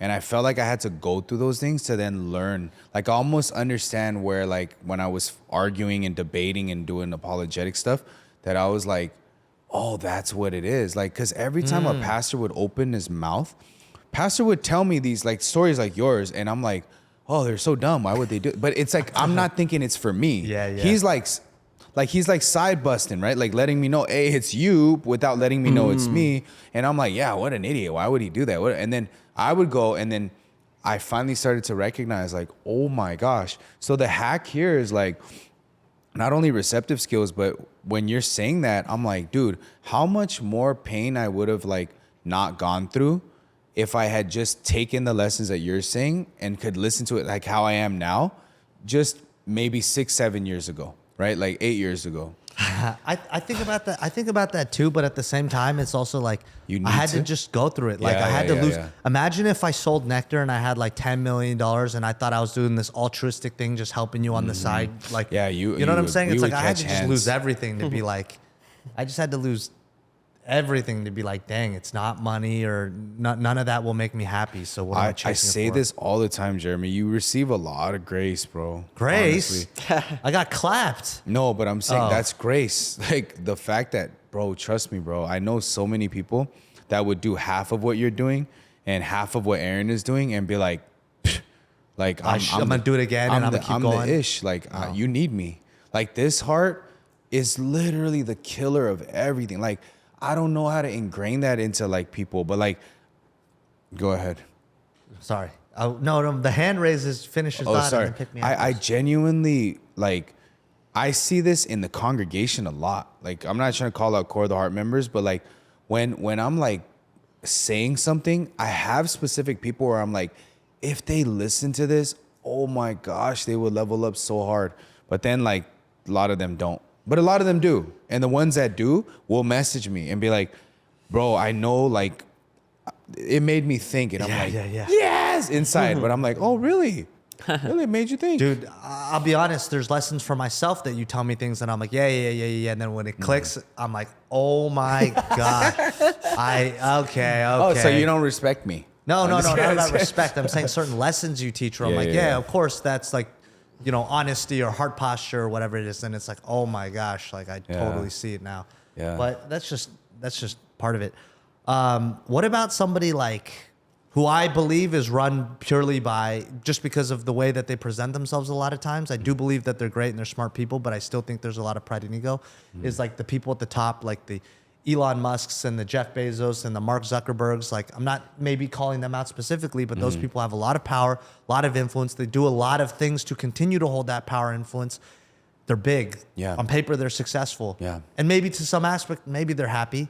Why does it feel like God is allowing them. that, not maybe favoring them, but allowing that to exist when they're not necessarily pushing for more people to come to the gospel? Sure. I think because, again, it comes down to grace, but also a lesson. Like, some people solely are in your lives to teach you a lesson. If that's true, then there's also people who are solely alive to teach a lesson too, right? Whether it's a good lesson or whatever, all lessons are blessings to me. I genuinely believe that. So the way the Bible explains is that they're actually cursed. And this is no disrespect, but like, that's a curse to sit there and never sense your creator. Like, if I have all that money, when I look at it, I get fearful of that. Like, that's the one thing when I'm always praying about now is like, if we blow up to that position where we can, really like have a compound and whatever it is that we want, I'm like, God, please hold on to me. Because I see the switch up, even remove God out of it. When people touch a little bit of paper, they really do be switching up crazy. Crazy. And they turn straight up into monsters. And of course they say that paper is, money and all that is just an amplifier of things, which I agree to an extent. But at the same time, like the James was saying, James Sexton, he was like, bro, like, am I chasing this dragon now where just 2 years ago when no one knew me, I was fine. Now when I'm walking down the street, I got to walk a little slower if they don't say, oh my gosh, it's the America's divorce lawyer, right? That's so funny. he's like, even that little bit, that's not even monetary, by the way, is getting to their head. Now imagine if people are like, I want you and here's money for you and I'm putting it in your bank account and like, I'm going to change your life because of this, because you changed my life and your help. Like, how can you not get high-hearted, right? And then everyone's going to get high-hearted, but it's the heart to like have people like the Pastor Kims in the world, like the Pastor Johns, like the, the Jeremy Kims of the world, right? Pastor Kim, Jeremy Kim, same bloodline, I guess, right? And to sit there and be like, to humble people down, it really is a blessing, because I've seen both sides of it, where I was super high-hearted when I had money, and I was like, I treated people like transactionally, and I was like, man, you ain't even on my level.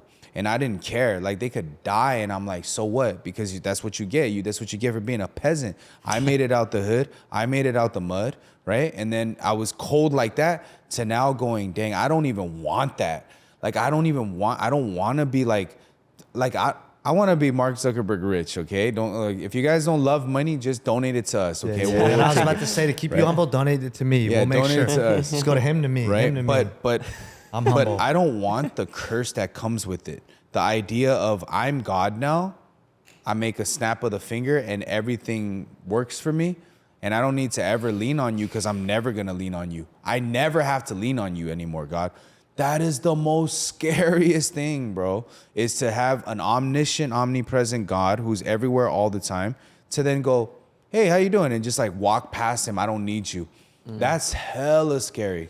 That's hella scary to me. You know what's kind of crazy is you're saying all this? It's like I still realize in my life that I don't, 80% of the time, I'm just trying to solve the problem with my own thoughts instead of going, okay, what is the lesson here, God? Yeah. Like 80% of the time. Yeah, that's normal. And that'll come with time, right? Yeah. You guys can't always be like that 24/7. Pastor Kim said it. You can't be spiritual 24/7 because we have the flesh too.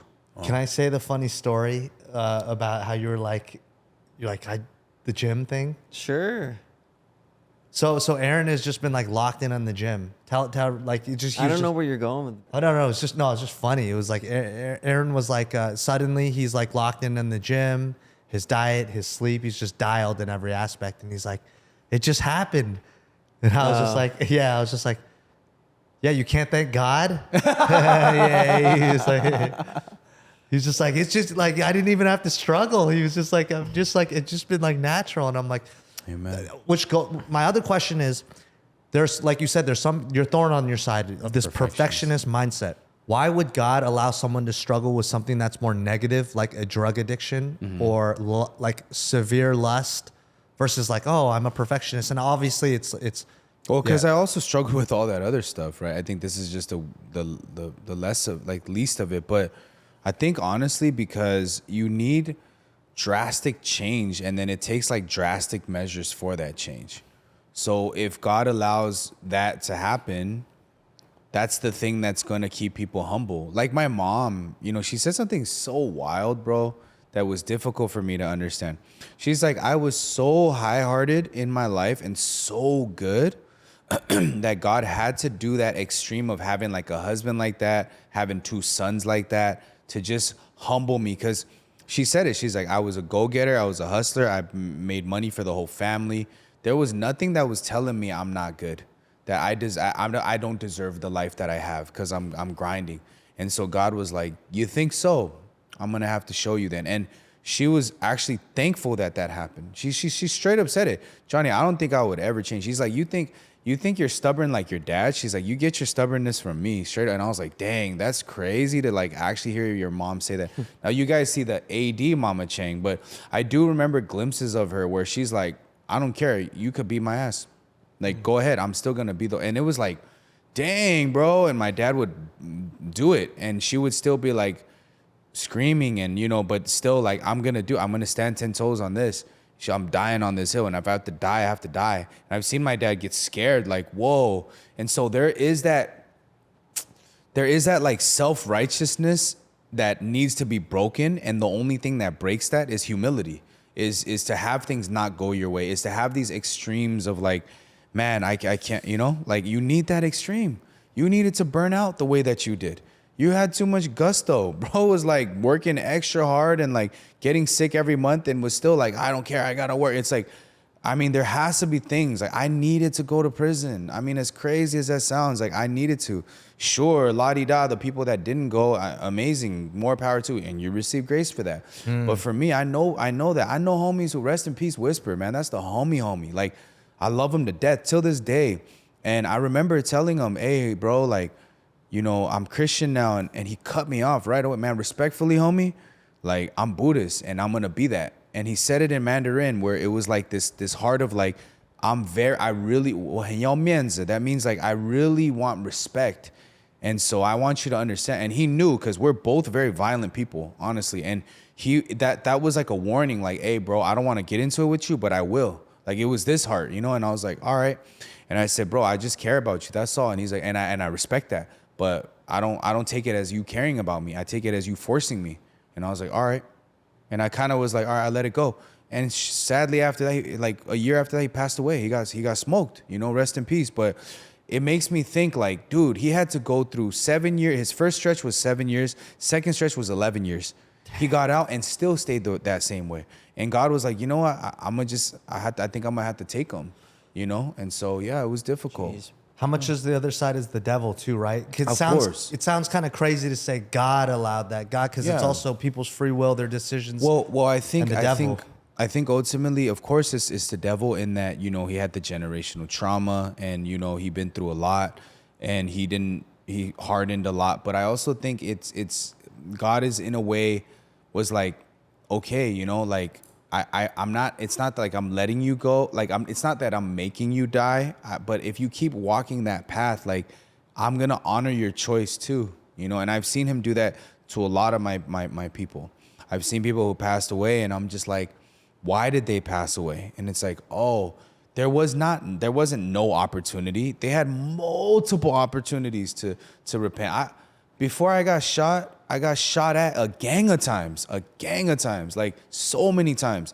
And I even, instead, I think about it now, I'm so embarrassed to say this, but I thought like at one point, even though I was getting blasted at, I was like, oh, nothing's gonna get me. Like, it's not gonna get me. Like, that's how stupid I thought I was faster than a bullet. as dumb as I was. And then it took that one thing. Thank God I didn't die, but it took that one thing to be like, dang, I'm not bulletproof. I do have some fear inside of me. At one point, I had convinced myself completely that I had no fear whatsoever in my life. I was like, no, I don't have any fear. Like, I'm not scared of anything. And then obviously that happened, and I was like, oh my gosh, I'm feeling myself losing consciousness. Like, this is scary. And so it takes those types of things, whether it's an addiction, whether it's lust, whether it's whatever kind of oppression that you're dealing with, to then be like, this is what it is that it breaks me. And so now I no longer, the level up is I don't longer get mad at God. I used to get so mad at God. Now it's, dang, God, like, I'm that hardened, and I'm like, and you still love me. I'm that hardened, and you didn't like take me. Like, instead you're really breaking me down because you care about me. And it just makes me feel very thankful, very grateful to be like, I was worse than a lot of people. Genuinely, people who have died in my arms, people who've died next to me, they're not even like as bad as I was. I know a lot of people who got in a gang. I ain't trying to diss or be disrespectful, but they got in it because of the clout. They got in it because of the money. They got in it because of the women. They was gang members, not gang bangers, you know? And at the same time, like, it's like they got taken. And I'm just like, why? And it was because of the hardness maybe towards, you know, I want to be this more than anything, you know? And for me, it was more of like, I think I was just completely deceived. I was like, this is my family, and I'm willing to do X amount of time for them, and I'm willing to even lay in a coffin for them. And I think God, that's why I said I think God pitied me a lot. Was like, dang, if I don't help this dude, like, he's a lost cause, man. He's 100% a lost cause. You know how many correctional officers told me that you're a lost cause, bro? Like, it's over for you, dog. Like, you know, and I'm just like, dang. My mom would say that to me. You're a lost cause. There's something wrong with you. And I'm just like, shut up. Like, I get crazy, but it's true, you know? So, yeah. And so this wraps the end of the segment, guys. I hope that whatever struggles you guys are struggling with, that you got at least some kind of clarity to go to God about it. And remember, it's all about expectations. 9 times out of 10, you're not really struggling with the struggle or the situation. You're struggling with how you want the situation to turn out. And that's an expectation. So it's not the situation, it's an expectation. Bars. Clock it. Alrighty. And before we wrap up this episode, I just wanted to say, Aaron, I don't know if you remember last episode, the meme conversation. Remind me. If you have a good friend and you send a bunch of memes, Yes. every single person agreed that you're a bad friend. They Really? All they all commented. And Really? They said, dude, if it's your best friend, you Sending should be watching. 5 a day? That wasn't 5 a day. We looked at the thing. No, There was we a couple. did. Remember, it was like 4 or 5 I like a day. on one day, but other than that, it's been spaced out. Wow. They said you're a bad friend. I'm sorry. I'm just kidding. They're all like, Really? Yeah, they gave like reasonable answers. Like, well, I'm if like, you send that dude, many, Our audience must be so almost- chronically online. I'm like, you guys are watching 5 a day? I should have just not said anything and made you think you're a good friend by watching every meme. I was just like, no way these people are like that. I was about to show the receipts of like how many unopened things I have because I can't. There's another important announcement I want to make.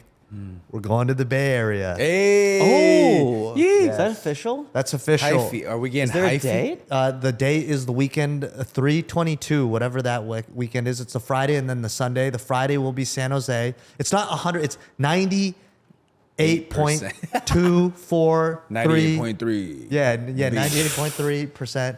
And it's going to be San Jose on a Friday and then San Francisco on a Sunday. Woo-hoo-hoo-hoo. Yes. Okay. Oh, yeah. There's a hold on our calendar. Yes. Oh, it's official. Yes. It's So, official as a whistle. so we haven't, by text in the keyword Bay Area. Yes. I think No, split them I think up. everyone text in NorCal, NorCal. and then from there you can reply. Yeah, with yeah, the NorCal's keyword. great. I'll tell you, NorCal. all these will be active. Jose, Bay, Bay. and then NorCal. No, you do. So sorry, you're not from the Bay. Oh, If you I don't say know. Bay, that's the NorCal. So that's confusing. You can't call San Francisco Bay. You have to say just SF, 2 letters, SF or SJ or San Jose. Yeah. We haven't Jose. fully figured it out yet, but listen, if Yeah, yeah. anyone texts in afters and you give them your area Yes. code, we know where you are, and you'll RSVP for the city. you No, live hey, in, by the so- time this episode comes out, we'll have it clear. Just look in the description or on the screen. Text that. True, The one true, thing I true. want to say, The one thing I want to say is the beauty about the Bay is there's so if you look at the map, San Francisco's here, and then it's like 45. No, it's like an hour to San Jose. Then you have Oakland and all these cities in between. So it'll be like Oakland will get split, whoever can make which day, and then you have all these feeder cities, Gilroy, Hayward, like Palo Alto, San Mateo, they're all gonna come to Mountain View, all gonna come to San Jose. Wow, it's then, gonna be then like packed. Millbrae and Burlingame, and then some of Oakland will cross the bridge to San Francisco. Like the Bay Area is It's lit. special. Litty because in the they're- city. Because it's like for you to come out there, you don't come out there often, and then the drive. Bay Area people are willing to drive more than any other city I've been to. Everyone else complains, but Bay Area people are Figgity facts. decent travelers. And also, if you guys have any churches that you are tied into that do want to host us, we're also always open, guys, and looking, right? So True. So please text host to the same number, link in the bio, and and again, we ask that you don't just recommend, but actually be part of the church, have some kind of like connection to it, whether it's your PK, worship leader, actual pastor. Guys, we will pack out your church. We will do outreach for you, and we'll all grow the kingdom together. So let's work together, guys. There's no pastoral ego here. Core of the Heart is not better than anybody, and we're all under Jesus. So let's work together. The last thing I want to say is we're going to be going to these cities that have these huge churches that like North Carolina. We were trying to plan all these cities like based on our thing, but we're just going to go where the people want us. So if you guys want us, we will go there. So there's a lot of things on the list that I was like, I didn't know Johnny had a bunch of fans or people that supported in those cities. Yeah. So Figgity facts. Absolutely. yeah, because when we've done the opposite and just try to force ourselves into a city, no church picks up the phone. Yeah. True. It's interesting, and it all goes off of RSVPs. Like, audience, what would you guess would have more RSVPs, Orlando or Miami? Similar marketing, identical marketing. All the exact same people are saying the exact same thing. Who would you think would have more, Orlando or Miami. Miami? Or more churches that would respond to us at least. You would think both for Miami. It turns out there was way more people and In way more Orlando. churches in Orlando. So it's just Yeah. super interesting. So just text in. And if anyone texts in the word afters, we know where you live. If you're watching this and you belong to a big church, you work at a big church, you've seen the videos and you're like, I want Johnny to come to my church. It's very possible. Yeah. Text in, fill out the host form, and that's where we go. That's where we show up. And then again, the number for you use that are driving, 323-613-3577, 323-613-3577. Too fast.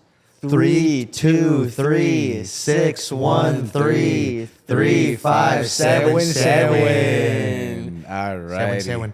All right. And then, sorry, we got some more little announcements. Okay. Okay. Shout out anyone who's still listening this long into the episode. No, there's so many I people know that it's a listen lot to of the people. end. Yeah, because They they do. they Love y'all, realized the man. mistake on the last one. Yeah. And then the last thing I wanted to add was, you know what's funny? Sometimes they respond to the clickbait question that we tell them, and I get tricked by it. And I read For the comments. sure. I'm like, "What do you mean, Johnny crashed out on me? I don't remember that. Oh man, he's mad at me. What did he too. say? I don't remember that part of the podcast." And then I'm like, "Oh wait, yeah, I tricked myself. You guys That's get me funny. good." Those are Oh, good. I had one more thing to say. Let me scrape my One brain. more announcement. What? Announcement. The announcement? Did you have another announcement? Oh yeah, I had another announcement. Well, that's what I was saying. You were saying announcement. I had one. Bro, literally though. Someone like, let me get a clear shot. Dude, Screenshot literally that. Use we as a GIF. literally sat there. We said it, and he's like, "Oh yeah, that's what I said."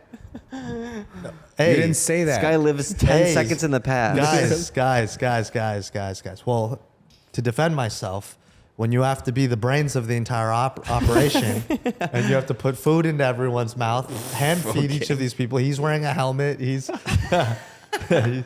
he's a little, drank too much lead water in prison.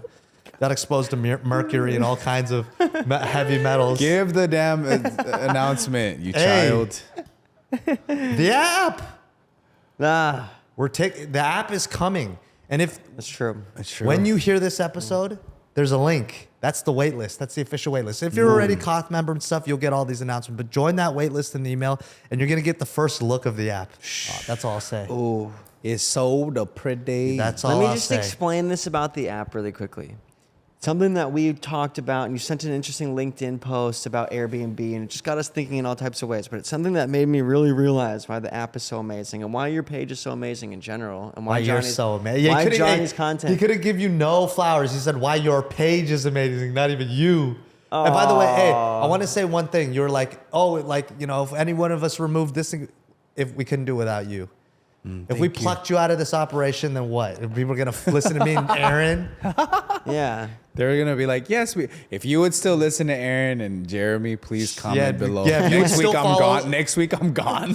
Yeah, if you still follow if you would follow Core of the Fart, then let us know if you join our other community.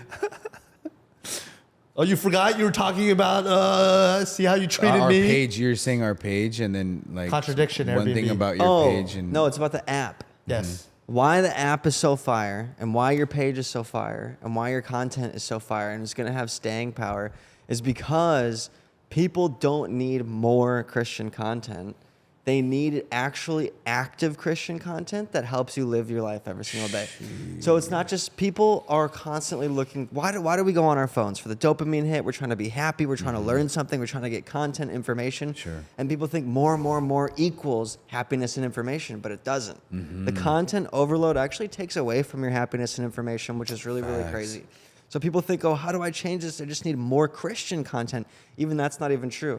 You just need very targeted, focused content that actually helps you apply to your real life and give you a real plan. And that's how you actually find the happiness, the education, the things that you were originally looking for. True. It's not from more content. It's from focused content with a plan.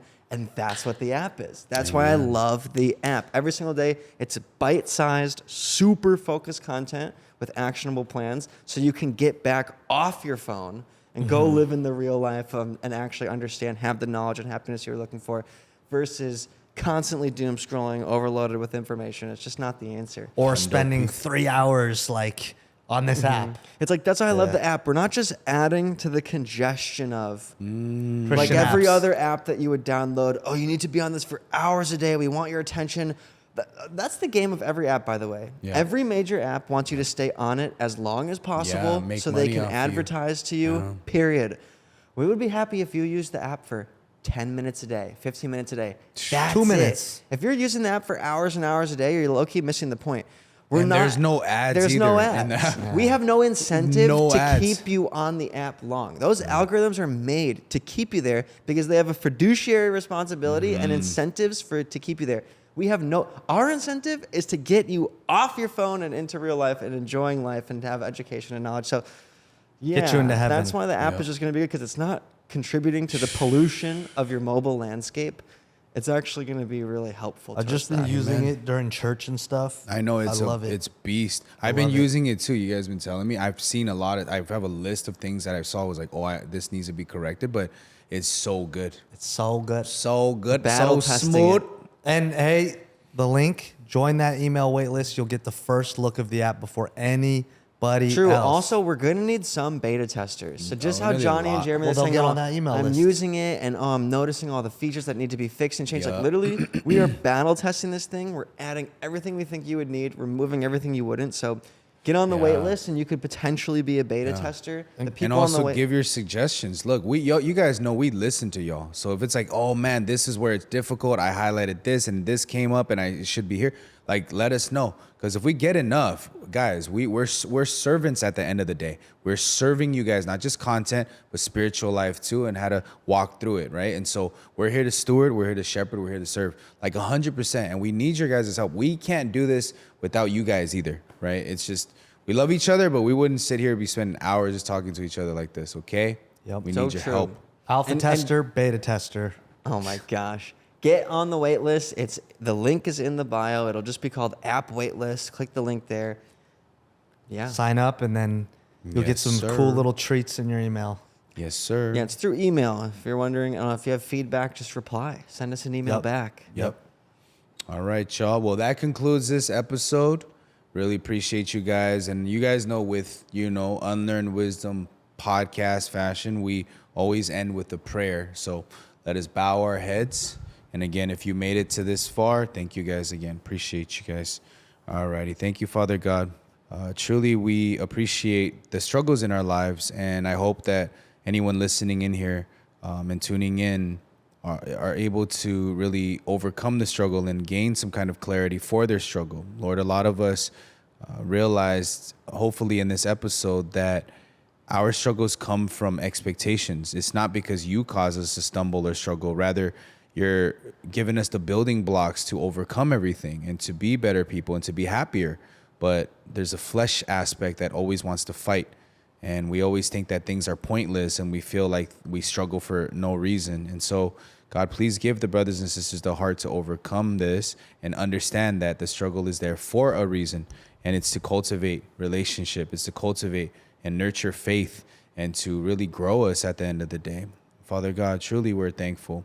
And if there's anyone that's struggling with depression or loneliness or struggling with just anything in general, Lord, I ask that you cast all of that down in Jesus' name to be able to overcome and have peace, not just through prayer, not just through supplication, but to know that whatever the struggle is, it does end in peace. It ends in harmony. It ends in salvation, Father God, because of Jesus Christ. There's no amount of anything that we do or no amount of struggle that will pluck us away from you. And for that, we're forever thankful.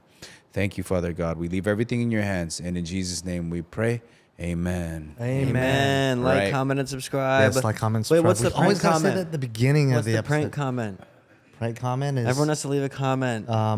Say of how the light can't almost believe- fell. No, I Like, can't. whoa, did anyone notice the light almost hit Johnny? Yeah, I something can't like believe that. it took him out. Or make up a struggle that Johnny's struggling with that's embarrassed. Like Pastor Johnny struggles with. Oh gosh. Yeah. No, not No, that to Aaron. one. Aaron, do it to Aaron. Do it to Jeremy. Do it to Yeah, Aaron. do it to Jeremy. Do it to to- Jeremy. You guys love Pick- Jeremy. pick- Wait, No, I pick can't between me believe or Jeremy Aaron. struggles with No, this. pick between me or Aaron. That and was then write really something. bold of Jeremy to admit his struggle with blank. No. Yeah. Pick Aaron a or good Jeremy, one. and then anyone who picks me, you may get blocked from the channel. Anyone that gets picked Aaron, it'll be hilarious. Listen, just make mine really cool. Like, I can't believe Aaron admitted like how strong he was. Make Jeremy's really negative. Remember, I will block you. So Thank you guys. Peace. See you next Yeah. week.